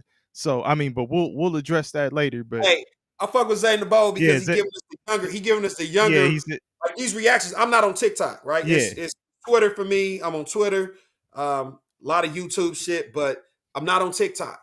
But it goes to show, like, at that time, he's giving us, this is a timestamp. Like, he's telling us at that time, this is what the feeling was. This is what the feeling was. Right. I think he referenced earlier about the Kendrick shit and how, like, the DMX line. So we look at it as the DMX line, right? Where he's not DMX. I hate the way that you walk. I hate the way right. That he shit said was like so, that shit went viral on TikTok. That shit was funny as fuck. But Zane telling us that shit went viral on TikTok too. And where were you at as far as the time for? You said Family Matters dropped. Family Matters dropped. This is probably about 8:00. Okay. Right? And I remember watching the Joe Budden podcast at the time because I can't take academics, right? I can't take him serious, so I can't listen to him. But Joe Budden on his podcast, they were kind of following it. You know what I'm saying? They were following along with that shit, like step by step. So was academics, and academics is a Drake fan, but at some point, like I say, at some point, he had to stand on what the truth was, or else it's just like you're gonna lose credibility if you don't acknowledge it. I think like Mal from Rory and Mal, right? So for me, Joe Budden was like, "Yeah, man." So I heard the shit. I heard Family Matters. I'm like, "Oh yeah, we about to go out tonight. The club is finna be popping. You know they finna be playing that shit immediately. All the New York clubs finna be playing the Family Matters joint, bro. It almost seemed like as soon as you finished listening to Family Matters. As soon as I finished listening to it, KP sent the next link. KP sends the next link, and it's Meet the Grams. Nigga. Hey, Kendrick sent everybody to sleep that night. Like, and it's you know what? It's crazy because highlight Alvin. That's the next thing I was gonna do. It's crazy though. I'll say this before I highlight that because you just made a point about KP sending that link to Meet the Grams. Yeah. That maybe it's just the vibe of the song. You know how DJ Head said that was his least favorite out of the ones of Kendrick. I would say the same. Oh yeah, for sure. Like but the strategy behind it is what saying that Drake is strategic, right? Yeah. The strategy. Yeah. So the strategy. Yeah. So Alvin Eddington says it right here. He said, "What a time to be alive! Never before in all of hip hop history have we seen this type of battle. Social media era played a big part. Kendrick's strategy was psychological warfare, the art of war." And earlier, like you alluded to, Bong, I think somebody said that Drake was strategic. Right. It was Scotty Boy. Scotty Boy said Drake is a strategic motherfucker. I mean, apparently Kendrick Lamar is too. So what Kendrick did, and again, it was the least lyrical. It was the least lyrical song that Kendrick dropped during the whole beef. All it was meant to do was change the mood, the temperature. Yes, like all it was meant to do. Hold on, let's bring this on down. I'm talking about all it was meant to do was change the fucking mood. And like it did. Everybody's like happy. It's Friday night. Oh, we going into the weekend with the Drake joint popping. And Kendrick said, no. I'm going to, whatever plans you have for tonight, shut that shit down, bro. Yeah. Like, this is so sick. Yeah, it's so like, demonic. Hey, it's like if we were talking boxing earlier or MMA, whatever, either one. It's like a nigga sneaking you or getting a cool punch in, and then you come right back and smother him like, oh, hold on. hey, if I had to make a comparison, it was when Shane Mosley caught Floyd Mayweather. Right. Floyd Mayweather gripped that arm and said, hold on. What the fuck is you doing? Let me slow this shit down a little bit. And then that next round, you pretty much forgot about that shit. Yeah. So it was the same type of deal. Yeah. So all it was meant to do was put a wet towel over a small fire. Yeah. Like, hey man, we got a fire brewing. Yeah. Somebody get a wet towel. Whoop. We're gonna put the fire out right away. Before you can even enjoy it, before you can even pick up any of the references. No time to breathe. Pick up any of the nuance in the song, the G Unit chain, the van from, not even the same van, but it's supposed to be the van from Good Kid, Mad City. And we smashed that shit at the junkyard. Before you can even pick up on all the shit, like Drake had put a whole fucking production into this shit. Kendrick comes and drops some sick chalkboard scratching type shit that makes you say, okay, man, come on. Damn, Drake, really? No time to breathe, man. And the thing I like most about Kendrick, and again, I'm trying to be unbiased, but I gotta call a spade a spade. The thing I like most about the way Kendrick handled the beef is that every song he spoke directly to Drake.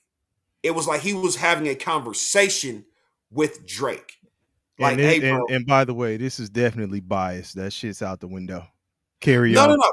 But what this is heavy on the Kendrick side, man. But what I'm saying is, because I have to talk about how everything landed, right? Yeah. Push-Ups was a decent song. Push-Ups was a decent song. If we just going back. Oh, it was. Like, right? So was Family Matters. Yeah. Like, it was. Like I say, I can't say that Drake didn't put no cool shit out. It was just, so did Kendrick, and then just the way his whole layout and his whole approach to the whole thing, it was just better. And like, again, so yeah, and that's not being biased. What I'm telling you is, Family Matters was supposed to be the one. He had built it up, had Had that song had a day, had 24 hours to breathe, all of Drake's fans would have, they'd have said they were stomping on Kendrick's grave. Like, that was it. Drake didn't even address Kendrick directly. He shot at like maybe 8 or 9 people. And that's the part, that's the only part that makes me say, okay, because I'm a real battle rap fan, you know, Rare Breed Entertainment, RBE, URL, you know, all of that stuff. King of the Dot, all of it. When you face to face with a battle rapper and you start saying some shit to them, but then when you start talking to everybody else and shit, it's like no. It waters it Talk down. to me. And that's what Yeah, I'm it's like saying. talk to me. And that's why I can't say I can't call it bias, because again, if you listen to all the Kendrick songs, he is having a conversation with Drake. Yeah. Every song, he's talking directly to Drake. Even in Meet the Grams, he's talking to Drake. He's talking to his mom. He's talking to his dad. He's talking to his son, and his illegitimate daughter. Like, what are we talking about? And it's because Drake introduced family way back in that timeline. You know, way early in that timeline, he had already spoke his wife's name. There was the rule. For anybody that came in late, it's almost been officially confirmed that Drake and Kendrick had a conversation before the battle started. After Like That, Future and Metro Boomin, where Kendrick added a verse on the Like That record,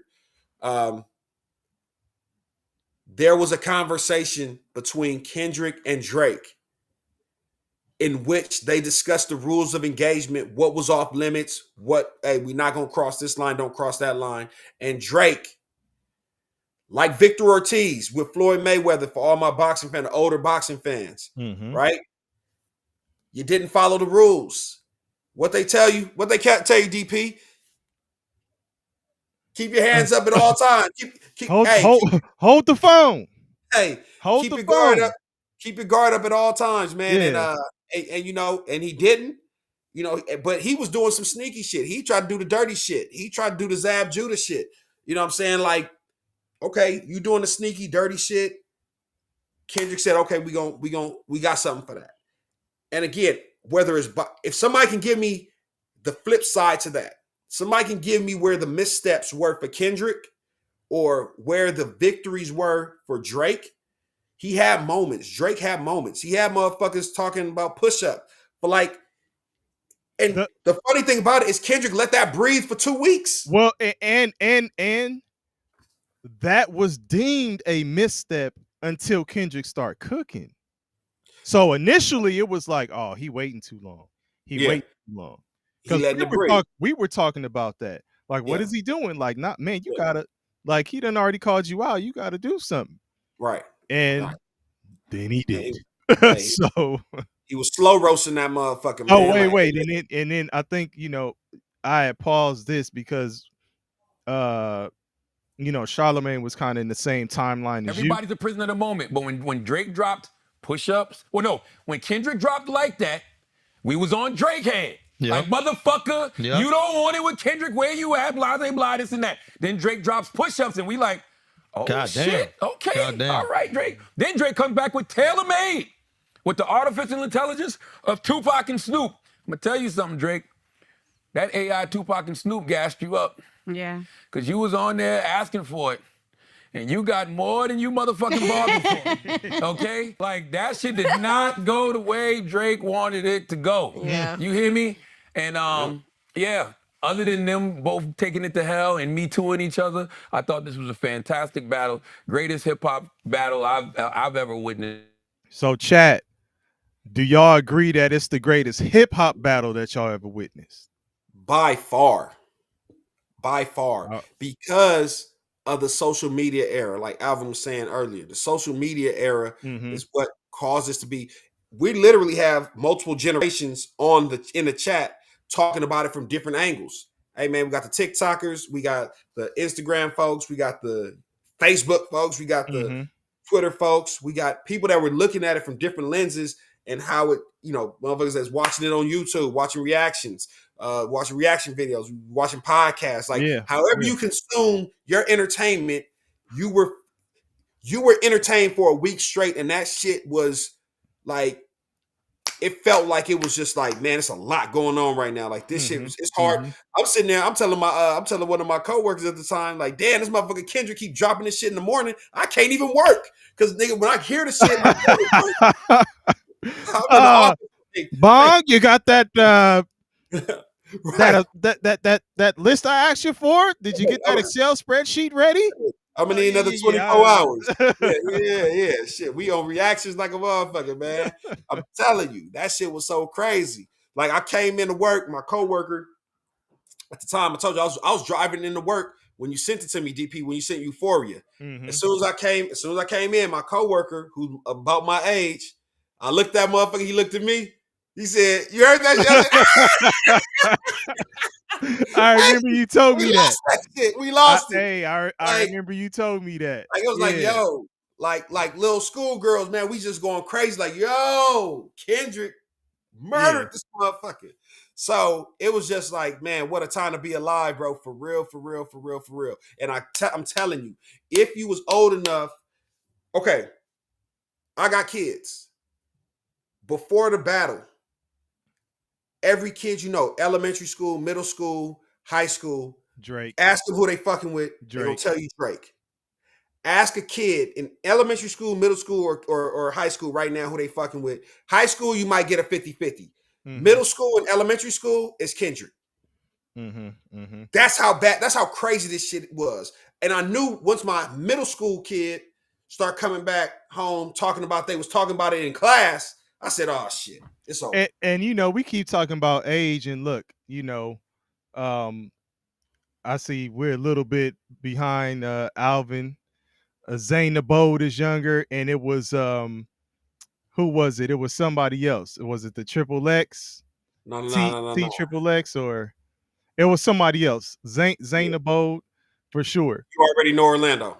Yeah, you already know Orlando is younger as well. Y'all keep coming to keep us young, by the way. My kids keep me young. Y'all keep coming in to keep us young. But on top of that, it's like I keep telling these kids, Bong, just a quick sidebar. Y'all, they be looking at us like we super old.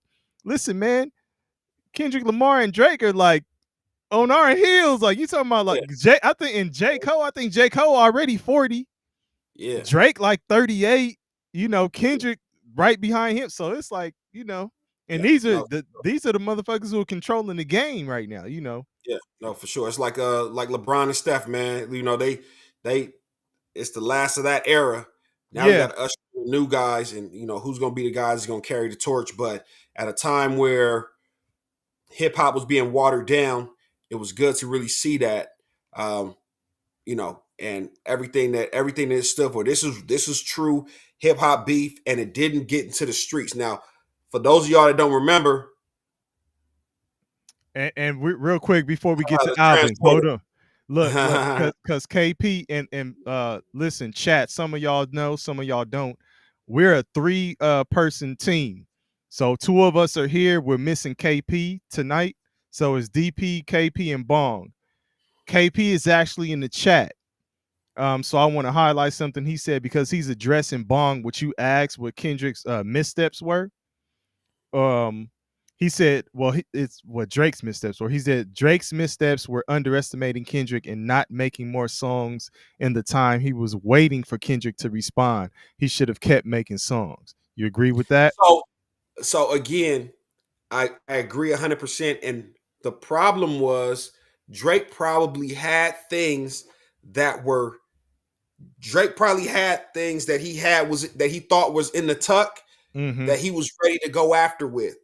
But what Kendrick was doing, Kendrick was moving so quickly, but the information Kendrick was replying with was also in real time. So if you Drake, essentially, and we'll talk about it, but Kendrick goes, so Drake drops Family Matters. Kendrick immediately drops Meet the Grams. So he smashes that shit. Family Matters, though. Stop at Family Matters. Hold on. Family Matters was KP. it could have been a few songs rolled into one. Like he could have chopped that up. But again, you got to remember, DP, he's at that point, he hasn't even got a chance to match 616 in LA. No, What he that's was true. trying to do, what he That's was trying to true. do with Family Matters was match Euphoria, because Euphoria True. was 6 minutes long, and that shit And had it 3 was the beats to it. flips. Yeah. Right. So Bam, you right. You right. I'll he's give you that. literally I'll trying to give you keep that. up. He's trying to keep up with Kendrick, and then Kendrick comes and drops the Meet the Grams right after Family Matters, and then the following morning or the following early afternoon, he gives us the Not Like Us. Now, the Not Like Us, Game over. I mean, bruh. What Flip say? Flip. Yeah. It's Game over. Like it was Not Like Us. So go on and say it. And while you thinking about it, the transporter, shout out to you. He said, yep, Kendrick brought all black folk back outside. Haven't seen you before in here, the transporter. Can we get you to subscribe and rock with us? Appreciate you showing up today. Thank you. Appreciate you chiming in, no doubt. Not Like Us drops. And I agree with you. And I think initially everybody's trying to like, I think the first time you hear Not Like Us, I think a lot of people didn't even realize what it was. You're trying to get the West Coast beat, like, okay, it's West Coast, woo, woo, woo. I'm trying to hear all the, because Kendrick's kind of deep. No. Then you listen to it a second time, like, oh, he dumbed it down. There's no like, double triples. Like, no, I'm gonna give you straightforward. You know what I'm saying? Even when he talks about Atlanta, like, hey, let me break it down for you. Like, appreciate you, the transporter. Appreciate you. Shout out to you, transporter. So I'm telling you that when you heard that shit, it's like, oh man, we dancing to this shit, and he stumping on his grave too. And remember, he said, I'm gonna get back to that for the record. Back to back. That's what Scotty Boy was referring to. So, I mean, this you talk about strategy. Like, this was ridiculous on the strategic side of the game. So then the following day, right? After Kendrick drops Not Like Us, and I'm just gonna speed through the timeline, and then we'll come back and we'll talk about it. There's reports out that Drake has waved the white flag. Or no. I think no, it wasn't that. So he drops Not Like Us, and then the next day, Drake drops The Heart Part 6. So he dropped Family Matters on he dropped Not Like Us on the 4th, May 4th. May 5th, which was a Sunday, Family Matters, The Heart Part 6, Drake drops that shit, and in the song you can hear him kind of waving. Yeah, it was like he said this was cool. This was a cool little sparring match. But okay. And to tell you how backed up he was, he in The Heart Part 6 is basically trying to catch up to what Kendrick did in Meet the Grams. Mm-hmm. We've already got to Not Like Us. So when someone said, when KP said that his misstep was not having more songs, I don't think he was able to do what KP was referencing. I'm pretty sure Drake had a bunch of songs in the tuck, but none of them could match Kendrick's, because Kendrick was rapping in real time. Mm-hmm. He's addressing, oh, you said this? Okay, boom, let me hit you with this. You said this? Boom, let me hit you with that. So Drake, all them little shits that you had, put together, that was probably a bunch of nice stuff, but it didn't, because here's what Drake was expecting. Drake was expecting to, what I assume he was expecting to do was just put together my same flow, my same cadence, and just drop a couple of Kendrick lines in here. But Kendrick did him one better. And remember, I told you, every song Kendrick spoke to him directly. Yeah. Every song, I'm talking to you, and every single line is dedicated to you. It's not dedicated to academics, or it's not dedicated to Gilly. It's not dedicated to Cam and Mace. No, I'm talking to you, Aubrey Graham. You not black enough. How many more songs till you black enough? Yeah. How many more features till you black enough? Yeah. I don't like to hear you say nigga. It's not even that deep. Like everything I'm saying. There's another misstep that Drake made when he came back with his mom's like, I don't think you should say that, and he, Nigga. yeah, Yeah, yeah, said it yeah. again. That was not a Yeah, good. yeah. That wasn't a good one. But again, everything he said, everything he said came back, and you know what I'm saying. What he say? Kendrick rapping like he's trying to free the slaves. Yeah, that was in the same Yeah, shit. Like he yeah. was, it was Ken- like, hey, Kendrick, oh, open his mouth. Somebody give him a Grammy right now. Like yeah, everything like, he's saying, it's like hey, you writing your shit with Miss Cleo, and she the right, ghostwriter, nigga. Like, what's right. going But on? but again, so what Kendrick essentially did, Drake could have had 100 songs. Drake could have had 100 songs written that he Mm-hmm. was ready to spit to annihilate Kendrick.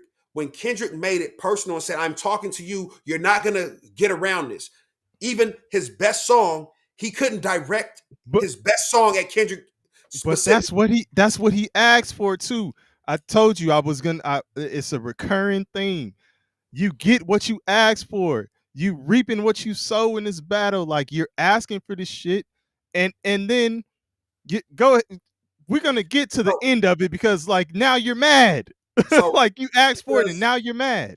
because Kendrick is addressing you in every song, he is talking directly to you. Like, no, this is what I'm saying to you. This is what I'm saying to you right now.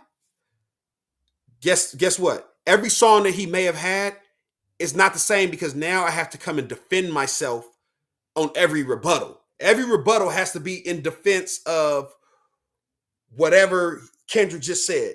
Kendrick called me a pedophile. Kendrick said I got an illegitimate daughter. Kendrick said, you know what I'm saying? The transporter said, I'm from Mississippi and I want to slap 5 from Drake. Hey, transporter, are you in Mississippi now? What part of Mississippi are you from, man? Shout out your hometown. Indeed. But He said, I want to slap 5 from his ass. but you get what I'm saying though. So Yeah, you no, might have had a sure. stack of rhymes. You may have had 100 songs, and those 100 songs would have fell flat because Kendrick's talking to you, and you would have just been putting words together. But the same shit happened with Meek Mill. Like nobody wanted to hear nothing that Meek Mill had to say after Drake did the back-to-back shit. Right. So it's Absolutely. like now you're experiencing the same shit that you did, years ago. And you know what I respect about Meek? What I respect about Meek is that after the back-to-back situation, he put out I think wins and losses, and then he had another mixtape that he dropped. A mixtape and an album right after it. And when I tell you it was probably some of his best rapping because he couldn't afford to not give you whatever his best was because they was waiting to X you out the game. Like if you come with anything mediocre, if you come with anything that's less than like 8 out of 10, 9 out of 10 type shit, just hurry up and pack your bags, man. We'll never hear from you again. Drake, since the battle, Shout out to what has Jackson, he Mississippi, transporter. I see you. what has he given us?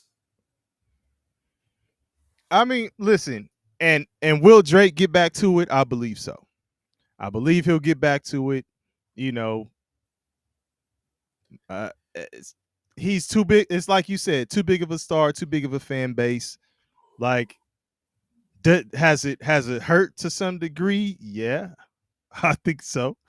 But will it stop him? It's not gonna stop him. Yeah. Shit ain't gonna stop him. But I agree, Alvin. Drake, Kendrick studied him. Kendrick studied him.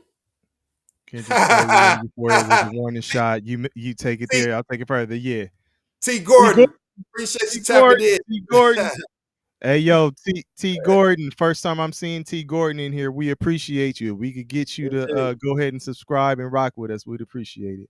Hey, indeed. Hey, the transporter, you from Jackson, Mississippi. Hey, the way motherfuckers on the West Coast celebrated that Kendrick shit must have been what it felt like when Coach Prime and Shador and Travis at Jackson State, right? It must have been what a time to be alive. You know what I'm saying? Oh man. Hey, that's funny. Hey, but T. Gordon said it best. Kendrick went back to back twice, low key with Euphoria, and then shit, not like us. I think those, you know what I'm saying, where he really better walk around like Daft Punk. Like, I mean, hey meticulous, man, dog. hey, maniacal, Hey, maniacal with it. You dig? so then you move forward because I know we gonna and then end after that was when everybody started piling on. One of right. my favorite. So you got in California we have earthquakes, and then you have little aftershocks, right?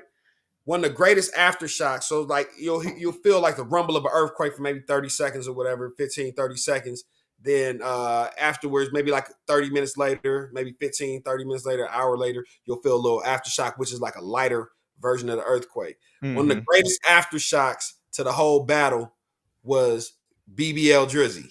That shit took Metro Boomin, who again, he's a producer, he's not a rapper, so he can't attack Drake lyrically. And Drake was taking shots. Appreciate you, T. Gordon. Truly do. Yes, thank you, T. Gordon. Drake was taking shots at Metro Boomin throughout the battle, saying, go sit down and make some beats and some shit. He's talking. So what Metro did was like, okay, I can't rap, but what I can do is cook up one of the coldest motherfucking beats. Right. And it would have been dope if Drake would have did a full song over that shit. Yeah. Sometimes you just gotta embrace it and be like, fuck it. He should have done a full on diss track on that beat. But what he did that gave it legs was saying, hey, I'm gonna give you this instrumental.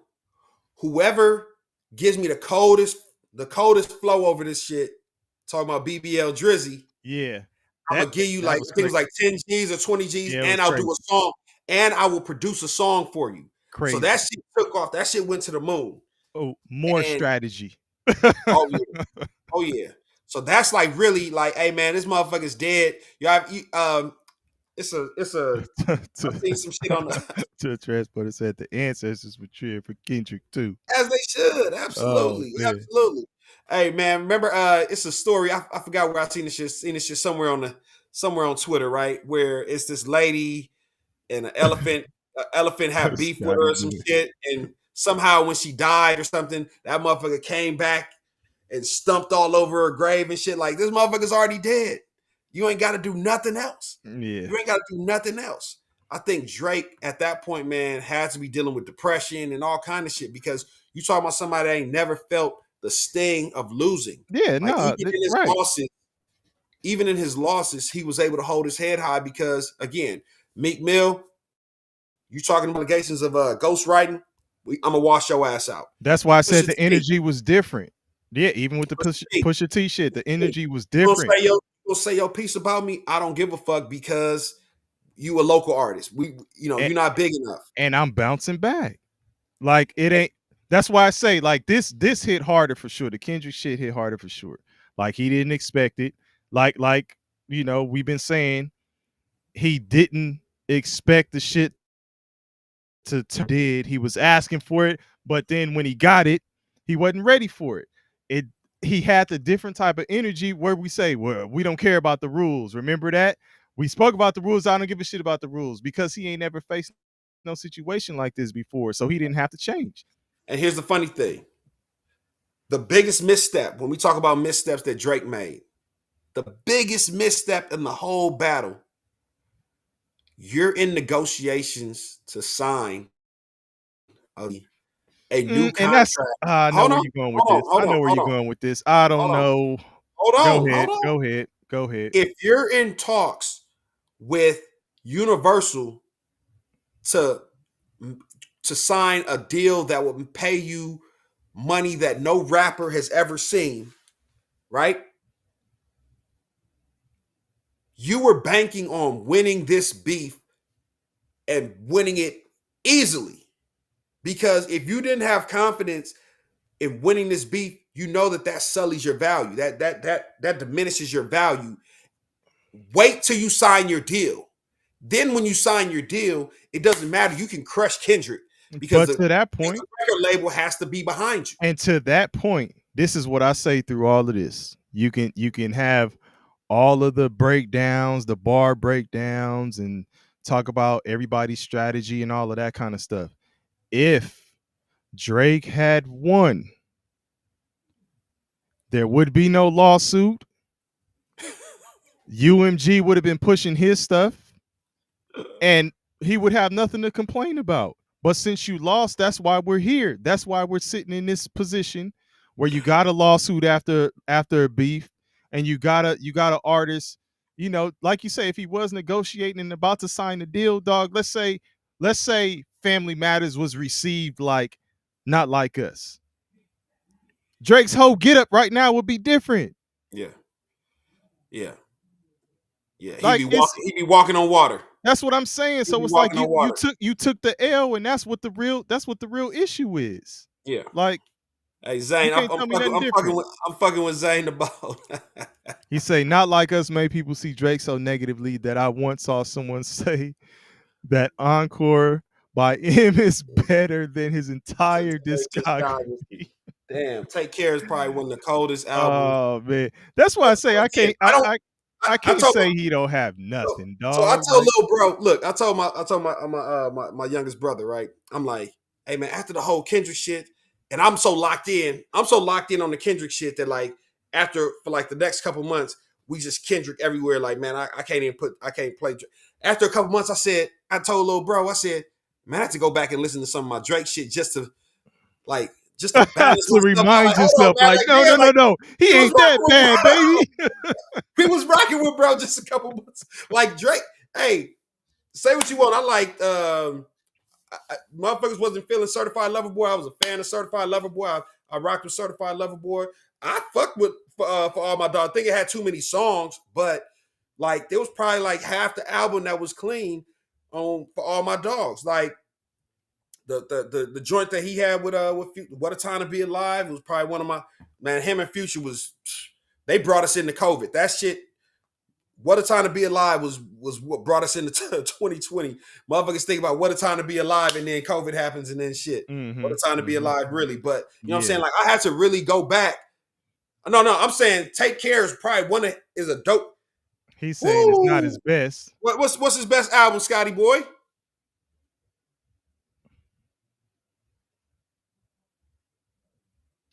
Lawbury Graham. Hey, and I want to address something real quick. What the transporter said, that contract stuff made no sense to me. UMG could just drop him. They don't have to sign him.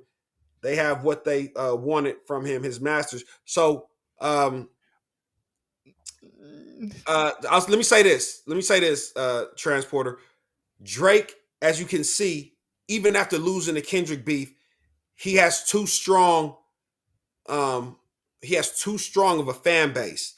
He has too great of a fan base. UMG couldn't just say, "Hey man, we're gonna," and that's where I was gonna go. Yeah, we're gonna push you off to the side. And no, because even Drake, if you make Drake an independent artist right now, Drake is still gonna do numbers. He has built. Yeah. He had a stronghold. He had a stronghold of the game for 10 years, for a decade. Mm-hmm. He ran rap for a decade, to where if you put Drake as a feature on your song, that shit is shooting to number one. He could just drop a basic feature, do merengue, do some, salsa, R&B. He doing some UK shit where motherfuckers is talking about, what I'm saying, like some different shit. And everything he put a verse on, motherfuckers is gonna play that shit. Mm-hmm. That's how much of a stronghold he had. And Scotty boy, I'm not gonna speak to, allegations about Drake, taking other artist tracks, whether it be The Weeknd, whether it be Party Next Door, whether it be like all these smaller artists. You talk about Drum. And he said nothing was the same was the best one, by the way. That's what Scotty boy said. It was. Listen, I fuck with Drake's albums. Mm-hmm. The only one I didn't like was honestly Nevermind, that shit where he kind of did some house shit with that. Mm-hmm. But I fuck with Drake album for what it is. And Kendrick said it. You know what I'm saying? Keep making me dance. Yeah. And it won't be no threat. Like, I fuck with Drake. Drake provided a soundtrack for like certain shit, right? If you in your younger to your teenage years to your probably like late 20s, maybe, you know what I'm saying, like that early 30s, you in the streets, you fucking with chicks, like it's a little blueprint. You can get jiggy with it. Like, hey man, put that Drake shit on. I'm about to go holler at these little chicks real quick, This and we nigga gonna hit get you it with the popping. Will Smith reference. You know what I'm saying? So again, I fuck with Drake, but this shit right here really exposed who he was, and now the rap shit, you will never be able to talk about rap shit after you're in court suing Kendrick Lamar. Like, Oh yeah, like rap this shit, is taking the turn for like the worst in terms of like credibility with right? hip hop and And that's why beef and all of that kind of shit. I And it think that's why he's and leaning he into the R&B. and if you look, if you start peeling back layers and stuff, like I spoke about battle rap and like the battle rap leagues and all that, like he has been on stage with some of that shit, like with URL and stuff like that. So like you know Yeah, how disrespectful that shit is when yeah, motherfuckers really battle rap, and yeah. it's like you're the one who is initiating this shit and you asking for it, you lose, and now here we are. Like I can't respect that, dog. Like Can't. that's the part I don't like. Like I could say, yeah, he's made some hits and he'll bounce back and all of that kind of stuff. But the way this shit has been handled, like, Yeah, man, come on. yeah. Nah, Like, he fucked it off. He fucked it off. yeah. No, but look, we skipped the pop out. We didn't even say nothing about the pop out. We just talking about the beef. Yeah, look. But that was almost like the culmination of it. Like that's where the party started. Like, So remember, we not at the year anniversary for the pop out. The pop out was Juneteenth. yeah, yeah. So Kendrick let it And breathe. they said, which I don't know how true it was with DJ Head, but he said that wasn't the initial move. That it was, they were planning to do something over at Lamert Park, Which is and that kind of fell through. right. But Yeah, shit, but I mean, for them to turn that into the forum, come on, dog. do the pop out show. I mean, listen, man. Hey, again, it was almost like he did every single step. Oh, look. Hey, the transporter. Hey, he said Drew Hill. Hey, Tell me transporter, what you where you want. at? You sounding like you may be in the Tell same age me bracket as what us you too. need. Tell me if it ain't good enough for you, babe. Tell me. The funny thing is, talk about Chris Brown. Didn't Chris Brown and Drake have beef? Everybody that he's worked with, he's got beef with somehow, some way, where he's, you know what I'm saying, like where he's like always getting into it with him, but he was almost like it was like the Diddy effect, right?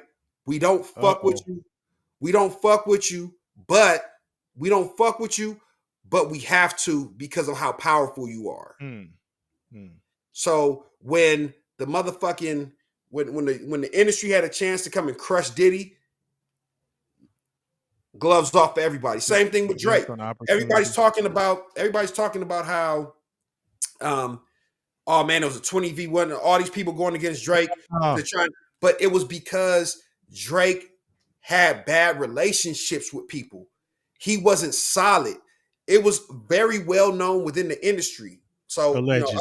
I talked to some people within the Uh-oh. NBA, right? So Bong's contact. So this is straight from the sources, y'all.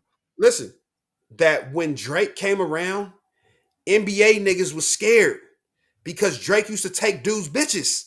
Drake would take, you come there with a chick, and Drake will run up on your chick and she'll leave with him. So he was already in that, but he was so powerful that imagine that he walking around as lame as possible. Mm-hmm. There's nothing about him that says like he built up the persona to what it is now, to where it's like I'm super cool, Drake, and all this other stuff. When Drake first came out, no, it's a stark contrast to the beginnings. Like that shit is way different than what it used to be. Before Drake, things ain't what they used to do. when Drake first came out, before everything was on social media, so you saw someone's face, I heard his music before I ever knew who he was. Before I ever saw his face, I heard his music. I'm like, oh, this motherfucker can rap. Then I seen the person and was like, I done got catfish. This motherfucker, who the fuck is this? Come on, man. This motherfucker done catfish. Yeah, I told y'all this ain't unbiased. Hey, right. Get that shit out of here, Bong. It's over, baby. Hey, exactly. Hey, fucked on Wayne girl while he was in jail. That's conniving. Oh yeah, Get his face tatted. You know, come on. Get his face tatted like a bitch apologizing. Like, this is who he is. This is your. T. Gordon said it. T. Gordon said it too. You know. This is who you are. You've shown us who you are. Lil Wayne is the one that put you on. Yeah. So again, if you would how dare you bite the hand that feeds you? If you would go behind his back and do some snake shit, come on, man. Like you just not a good. You're not a good person. You ain't. Hey, you ain't so that will take me to the pop out, right? And you have artists and players. You had Russell Westbrook up in the building. You already know what was up with him, who he was siding with. Russell Westbrook is West Coast. And then you got one more question. I am obviously the diss track expert on this panel.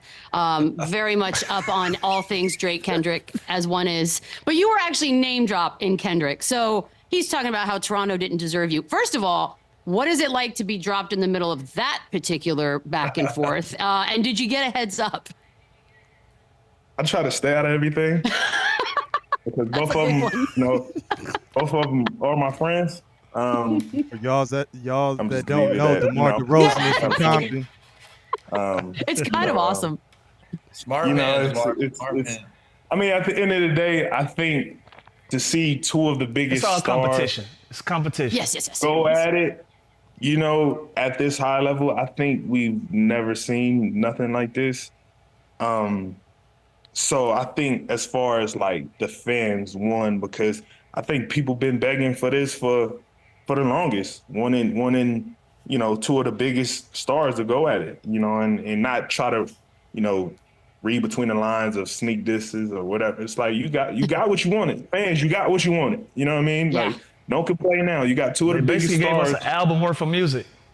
Yeah, like so album worth of music. In 2 days, 3 days. In 2 days. You know, so the fans won. You know, at the end of the day, the fans won. You know, no harm, no foul, and then it was all kept on, you know, on record. You know, and that's the beauty of just seeing two greats doing what they do best. So did the fans win? One, and then do you feel like DeMar DeRozan was well within his rights to be up on that pop out stage, even though he had his connections with Drake and all of that stuff when he was in Toronto? Because people were talking about that too. And remember, we were talking about people flipping, and you said 50 Cent going with the highest bidder or rocking with who, you know, not really having Kendrick. He had ties with Kendrick, but rocking with Drake in this instance. But then you have people saying, DeMar, what are you doing? Like, y'all was cool. So again, now, if you told me that 50 Cent grew up with Drake and he was cool with Kendrick and he sided with Drake, then I understand where he's coming from. DeMar DeRozan is from Compton. Mm-hmm. Kendrick is from Compton. They know each other from back in high school. Mm-hmm. They grew up together. So the love, the fam, the ties is there. Mm-hmm.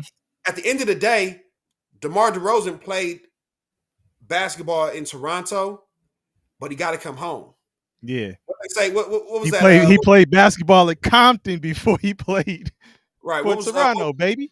What movie was that? Was that Goodfellas? Or no, that wasn't Goodfellas. That was I can't remember. Where he's like, "Hey man, you got to go home." Where the mob dude, he hanging out, he hiding out with his mistress, and the dudes, the OGs, is telling him like, "Hey man, you got to go home."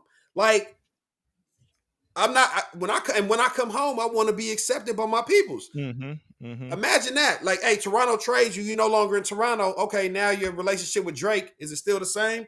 But you still got to come home. Your parents is in Compton. Your family, your sister, all your folks is in Compton. You got to come home, and when you come home, you got to be received well. And I think had he gone the other route, and was in Drake's videos, if Drake would have ever had one or some shit like that, he would have received more criticism. Oh yeah, absolutely. So he's well within his rights to be at the pop out. I think he's well within his rights because at that point, who knows? See, what we don't know is what's going on behind closed doors. DeMar DeRozan probably maybe has his neutral stance. He was trying to be diplomatic in that interview. But then again, we all talk about how, or somebody, Scotty Boy's talking about Drake being strategic. He may have asked him to cross that line. He may have asked him to take a side. And DeMar DeRozan says no. So Drake says, okay, well, fuck you then. Right? Yeah. He may have asked LeBron to take a side. LeBron says no. Drake says, well, fuck you then. So now, okay, Drake is, again, when you get into that bunker, it's like, hey, man, I need all my peoples that's fucking with me to come this way. Come fuck with me. LeBron, I need your support. Again, remember, I'm telling you, all the support seemed like it was bought. Hey, Gilly, remember what I did for your, I paid for the funeral for your son. Cam and Mace, I put some money in y'all pocket and brought Dipset out on the show. And I bought the pink, bought the pink fur or whatever. All these things I did for you, I need y'all right now. So it seemed like he was saying a favor for a favor. You know what I'm saying? Hey, quid pro quo. 50 Cent, help me out now, and I got you. You get what I'm saying? Like, and I think so for the people that he jumped out and asked, like, hey, LeBron, right now, I need you to support all my music. I need you to be bumping all my shit. LeBron, get out there. He'll be in the car, not knowing the words of songs, and he's singing along and that shit. Like, Drake might have asked, hey, LeBron, I need you to, anything I drop right now, I need you to get behind that shit. Wasn't he singing them Kendrick songs? Again, so we don't know what happened behind closed doors. I truly believe. And then the it wasn't just a pop out. You start hearing it on TNT, during the NBA coverage and all of this other stuff. Yep. And then it. I mean, we've been on here for a couple hours, so I know we gotta speed it on up. So the climax, if you want to call it that, we're the Super Bowl. I'm just saying, you take this all the way to the Super Bowl. The Super Bowl is probably the grandest stage. It's not probably the grandest stage. It is the biggest stage for sports entertainment. If you want to mix the two, that halftime show is. DP, that was the rebirth. Hey,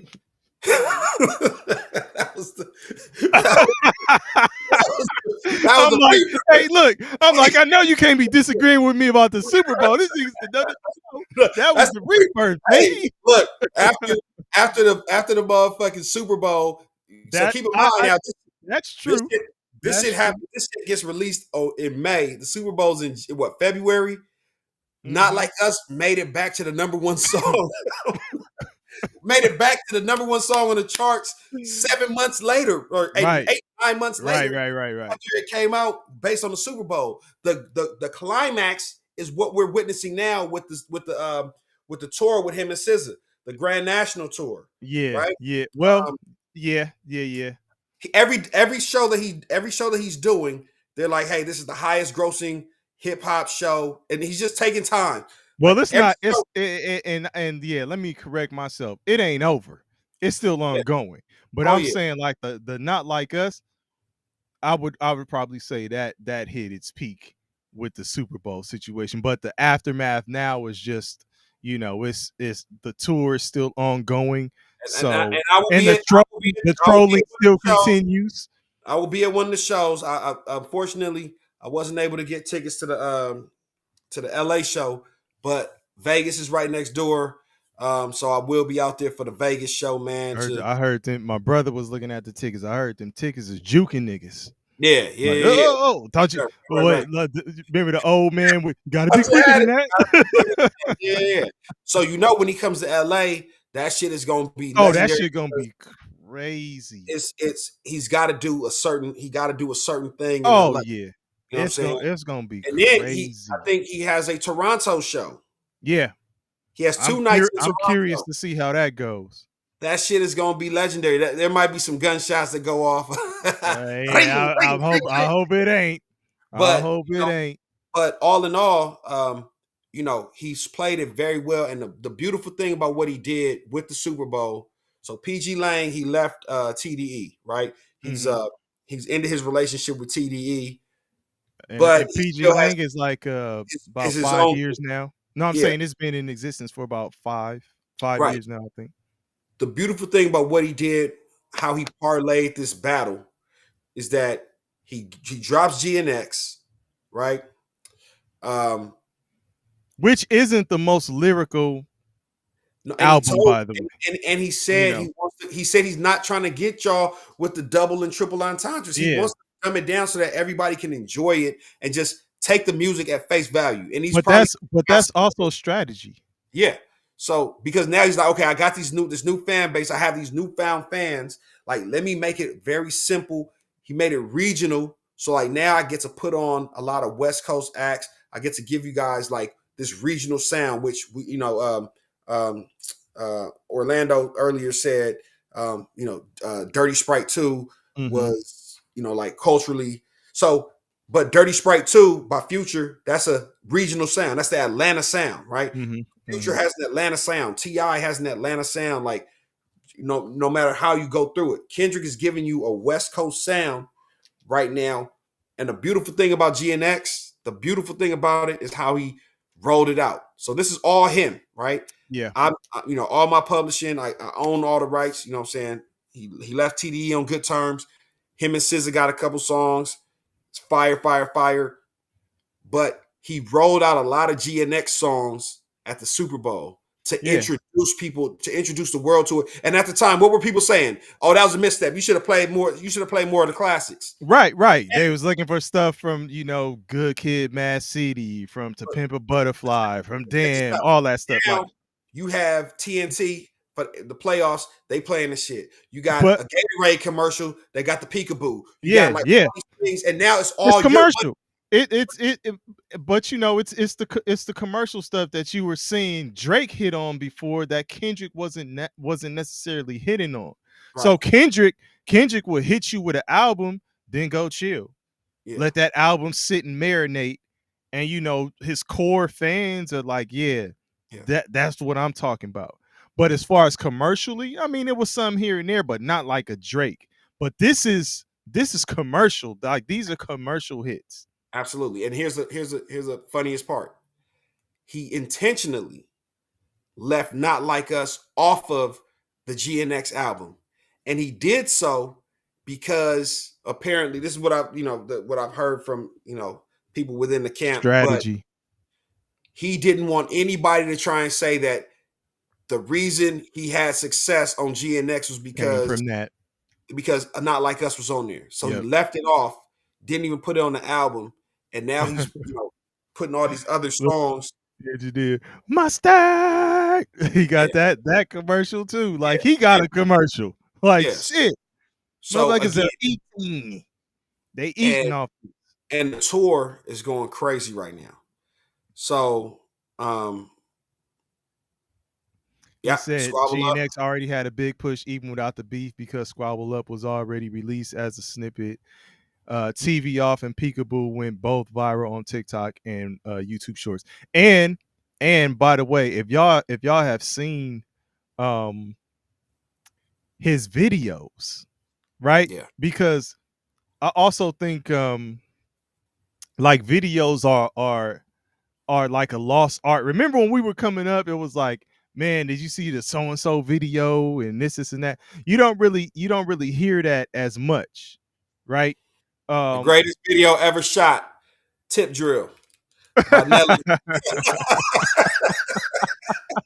That shit had to be played on BET After Hours. If y'all haven't seen, for all the younger folks in here, if you haven't seen the tip drill video, go back and watch the motherfucking tip drill video by it was Nelly and the Saint Lunatics, right? Yeah. So I gotta look really quickly because I remember and your ass because it ain't a face. no, I was talking about hitting it back to Kendrick Lamar's video. Oh, so that Luther video, it has 19 million views on YouTube. Yeah. 19 million. I think the song itself has been the #1 song on the Billboard 200 for 10, 11 weeks 10 now. weeks, yeah. Like, nigga. Yeah. I want to say like it shot up like real quick. Yeah. In like first few hours. So it's like he already has everybody's attention. Like he still got it. Like he's hitting on all cylinders still. Like, and it's like, you know, that's why when you talk about the lawsuit and the complaints and stuff like that, it's like, is UMG in the business of making money? Of course they're going. What are they supposed to do? They're gonna get behind whoever's winning. Right. They would have done it for Drake if Drake would have won, and he, like I say, if he had a well-received track that would have blown up like Kendrick's did, then they would be behind him. But I doubt that Kendrick would be filing a lawsuit talking about you know. I don't even want to spend too much time on that shit, man. Like, yeah, I mean, like look at Meek Mill.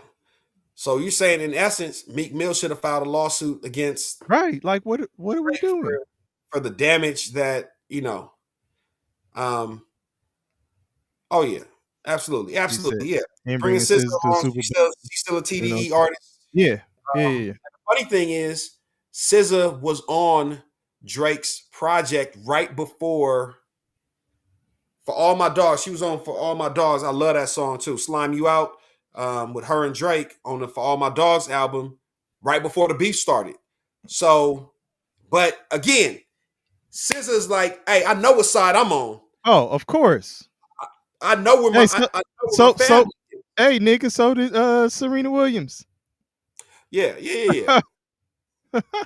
So, you know, it is what it is. And, you know, we continue to see the fallout. Whether Drake makes another commercially received or another great album or not, I'll always have his catalog. Like, you know, and that you can't take from him. Mm-hmm. And whether we talk about ghostwriters stealing other people's music, he has a way of he said Thriller was in the movie theaters. Hey, Mike Jack is Mike Jack was, you know, hey, shit, Michael Jackson hit motherfucking Universal Studios. Hey, yeah. Alvin, I know you know about that too. Michael Jackson shit was in Universal Studios. Like he was it was the three mics. DP, we was Jordan, singing Jackson, Tyson. Huh? Yeah, we was singing Michael Jackson shit in elementary school. Hell yeah. Right. We up there as a class practicing Smooth Criminal. Right. Mike Jack was different, man. Mike Jack was in a whole nother world, man. But and Scotty boy, you say Serena Williams was a clown. Whoa, really? For popping out on the let me give you the backstory. You know, Drake used to fuck with Serena. Yeah. They used to date. Serena is a married woman now. Drake got on the Certified Lover Boy album, I believe, and had like 2 or 3 songs where he was dissing her husband. Talking shit about her husband and how he lame and she should have stayed with him and all this other shit. That's lame behavior. So now again, when you they were saying there will be no Serena slander. None. But what I'm saying is, so when you got a track record of dissing people that can't even defend themselves against you. So like, what is Serena's husband gonna do? He's a tech guy, and Serena's a tennis player, and you're rapping about him. Like, are they gonna go? Are they gonna go on like the blogs? Are they gonna go on like all this other stuff to try and get some get back? So when Serena has an opportunity to get some get back, Why shouldn't she take advantage of that? I'm not gonna call her a clown for that. She's from Compton. She's connected to Kendrick, and it was relevant because Drake had been throwing shade at her husband for the longest. So I respect what Serena did. I respect her stance, and I respect that. Again, when we talk about the city coming together, it was a beautiful thing. It was it was well executed from start to finish, and it seems like every step has been on point. You know what I'm saying? So, shout out to Kendrick, shout out to SZA. SZA had a movie with her and Keke Palmer. No, not Keke. That was Yeah. That is You're Keke. right. Sorry, yeah. You're right. Keke Palmer. That shit was I hard. went to go see That it. shit was in LA. That shit was out in over there at what park is that over there by off La Cienega? Jim Gilliam. Yeah, I was about to say they was over there in the J's. Yeah, they was over there. Yeah, they was over there. Jim Gilliam. J's. You know what I'm saying? Like moving all through Coliseum and all that shit. But yeah, man, very regional and very cultural. Like that was like that, and it was supposed to be a basically a female play on Friday. It was supposed to be a remake. It was. It was a remake of Friday, the female version. You know what I'm saying? Yeah, it was. Yeah, they was right over where I used to have this condo off of Aborn, right down the street from Jim Gilliam.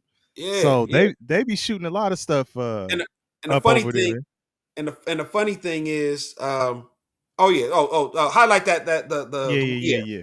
Drake has this Gordon. Huh? No, I said appreciate it.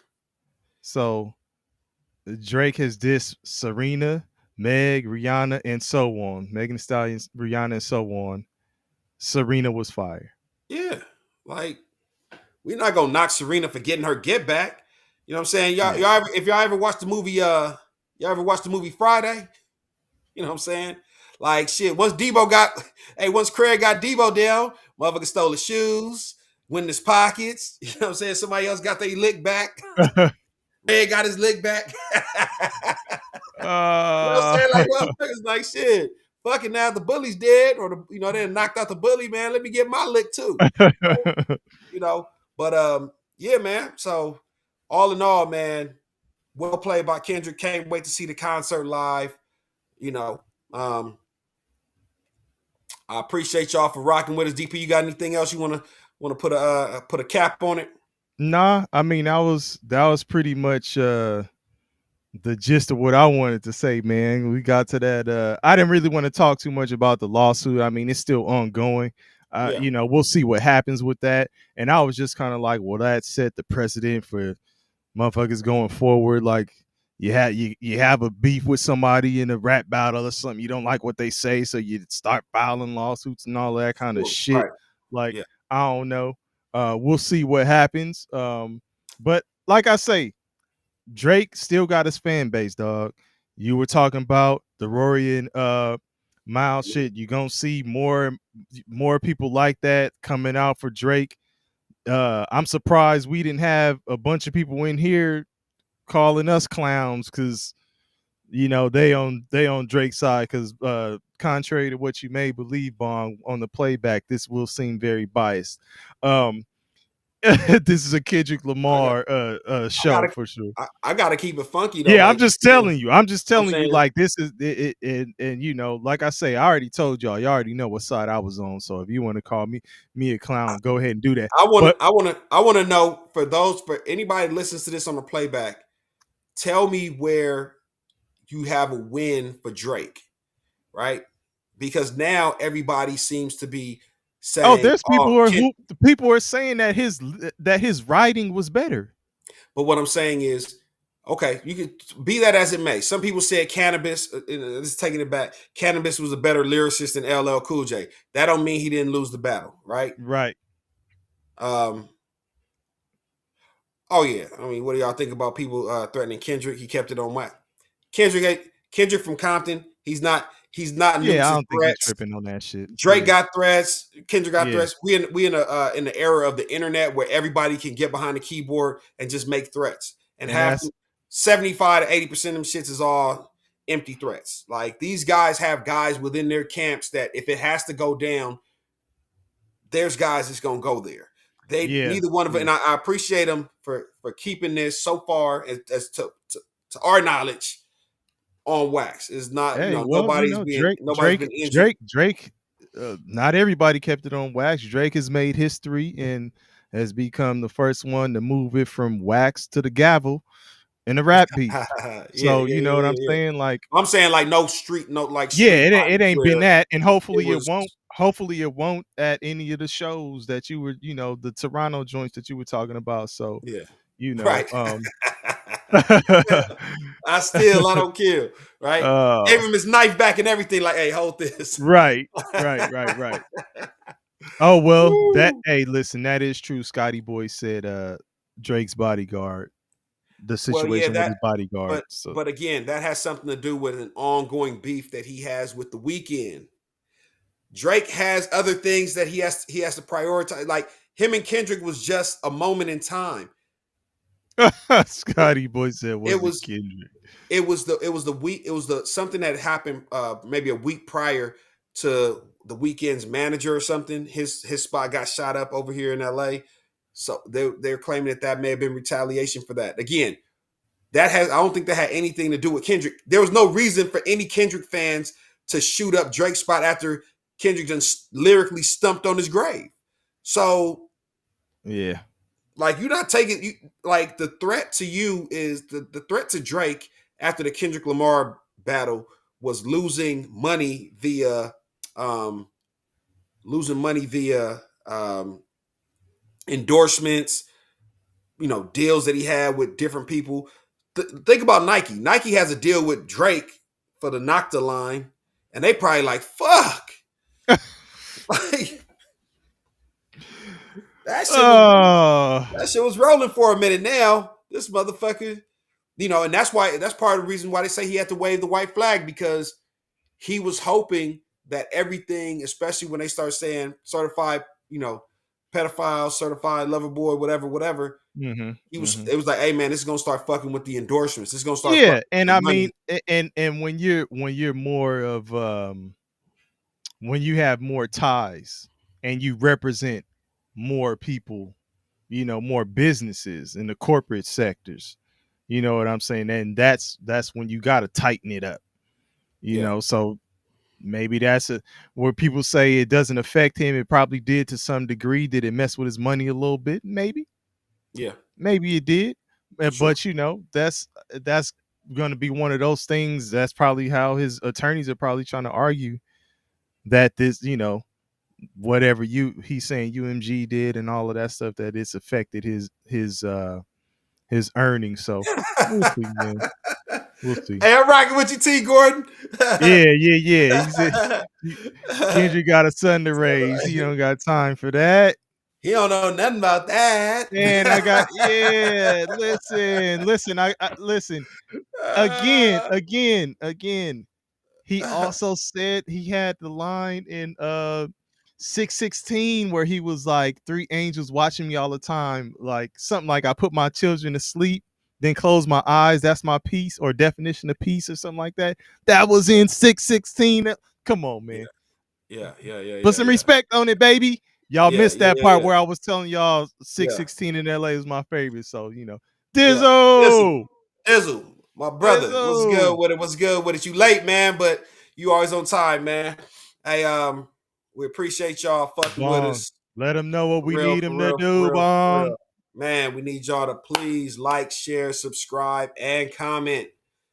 The 3+1, man. Yeah, check us out. Check us out throughout the week, man. We, post other videos. We talk about a bunch of stuff, a bunch of different topics, a lot of sports, all that, And matter of fact, while we have some folks in here, we're thinking about starting a Discord, so y'all can start jumping in there and just kind of, getting some talking going on. And if it's anything in particular that y'all want us to talk about, or that you think is a topic worthy of discussion, we'll take y'all input too, because we ain't gonna just get on here and bump our gums and not listen to what y'all gotta say too. As you can see, we keep y'all involved in the conversation too, because I think that's just the way it's supposed to be. So, absolutely. Hey, we trying to make it pop around here. So trying to make it pop with it. Pop round here. So please stick around, keep growing with us. You know what I'm saying? We fuck with y'all for real. You know, we appreciate the support 100%. All right. Definitely. All right, y'all. 2 P's in the bong. We out. Appreciate it.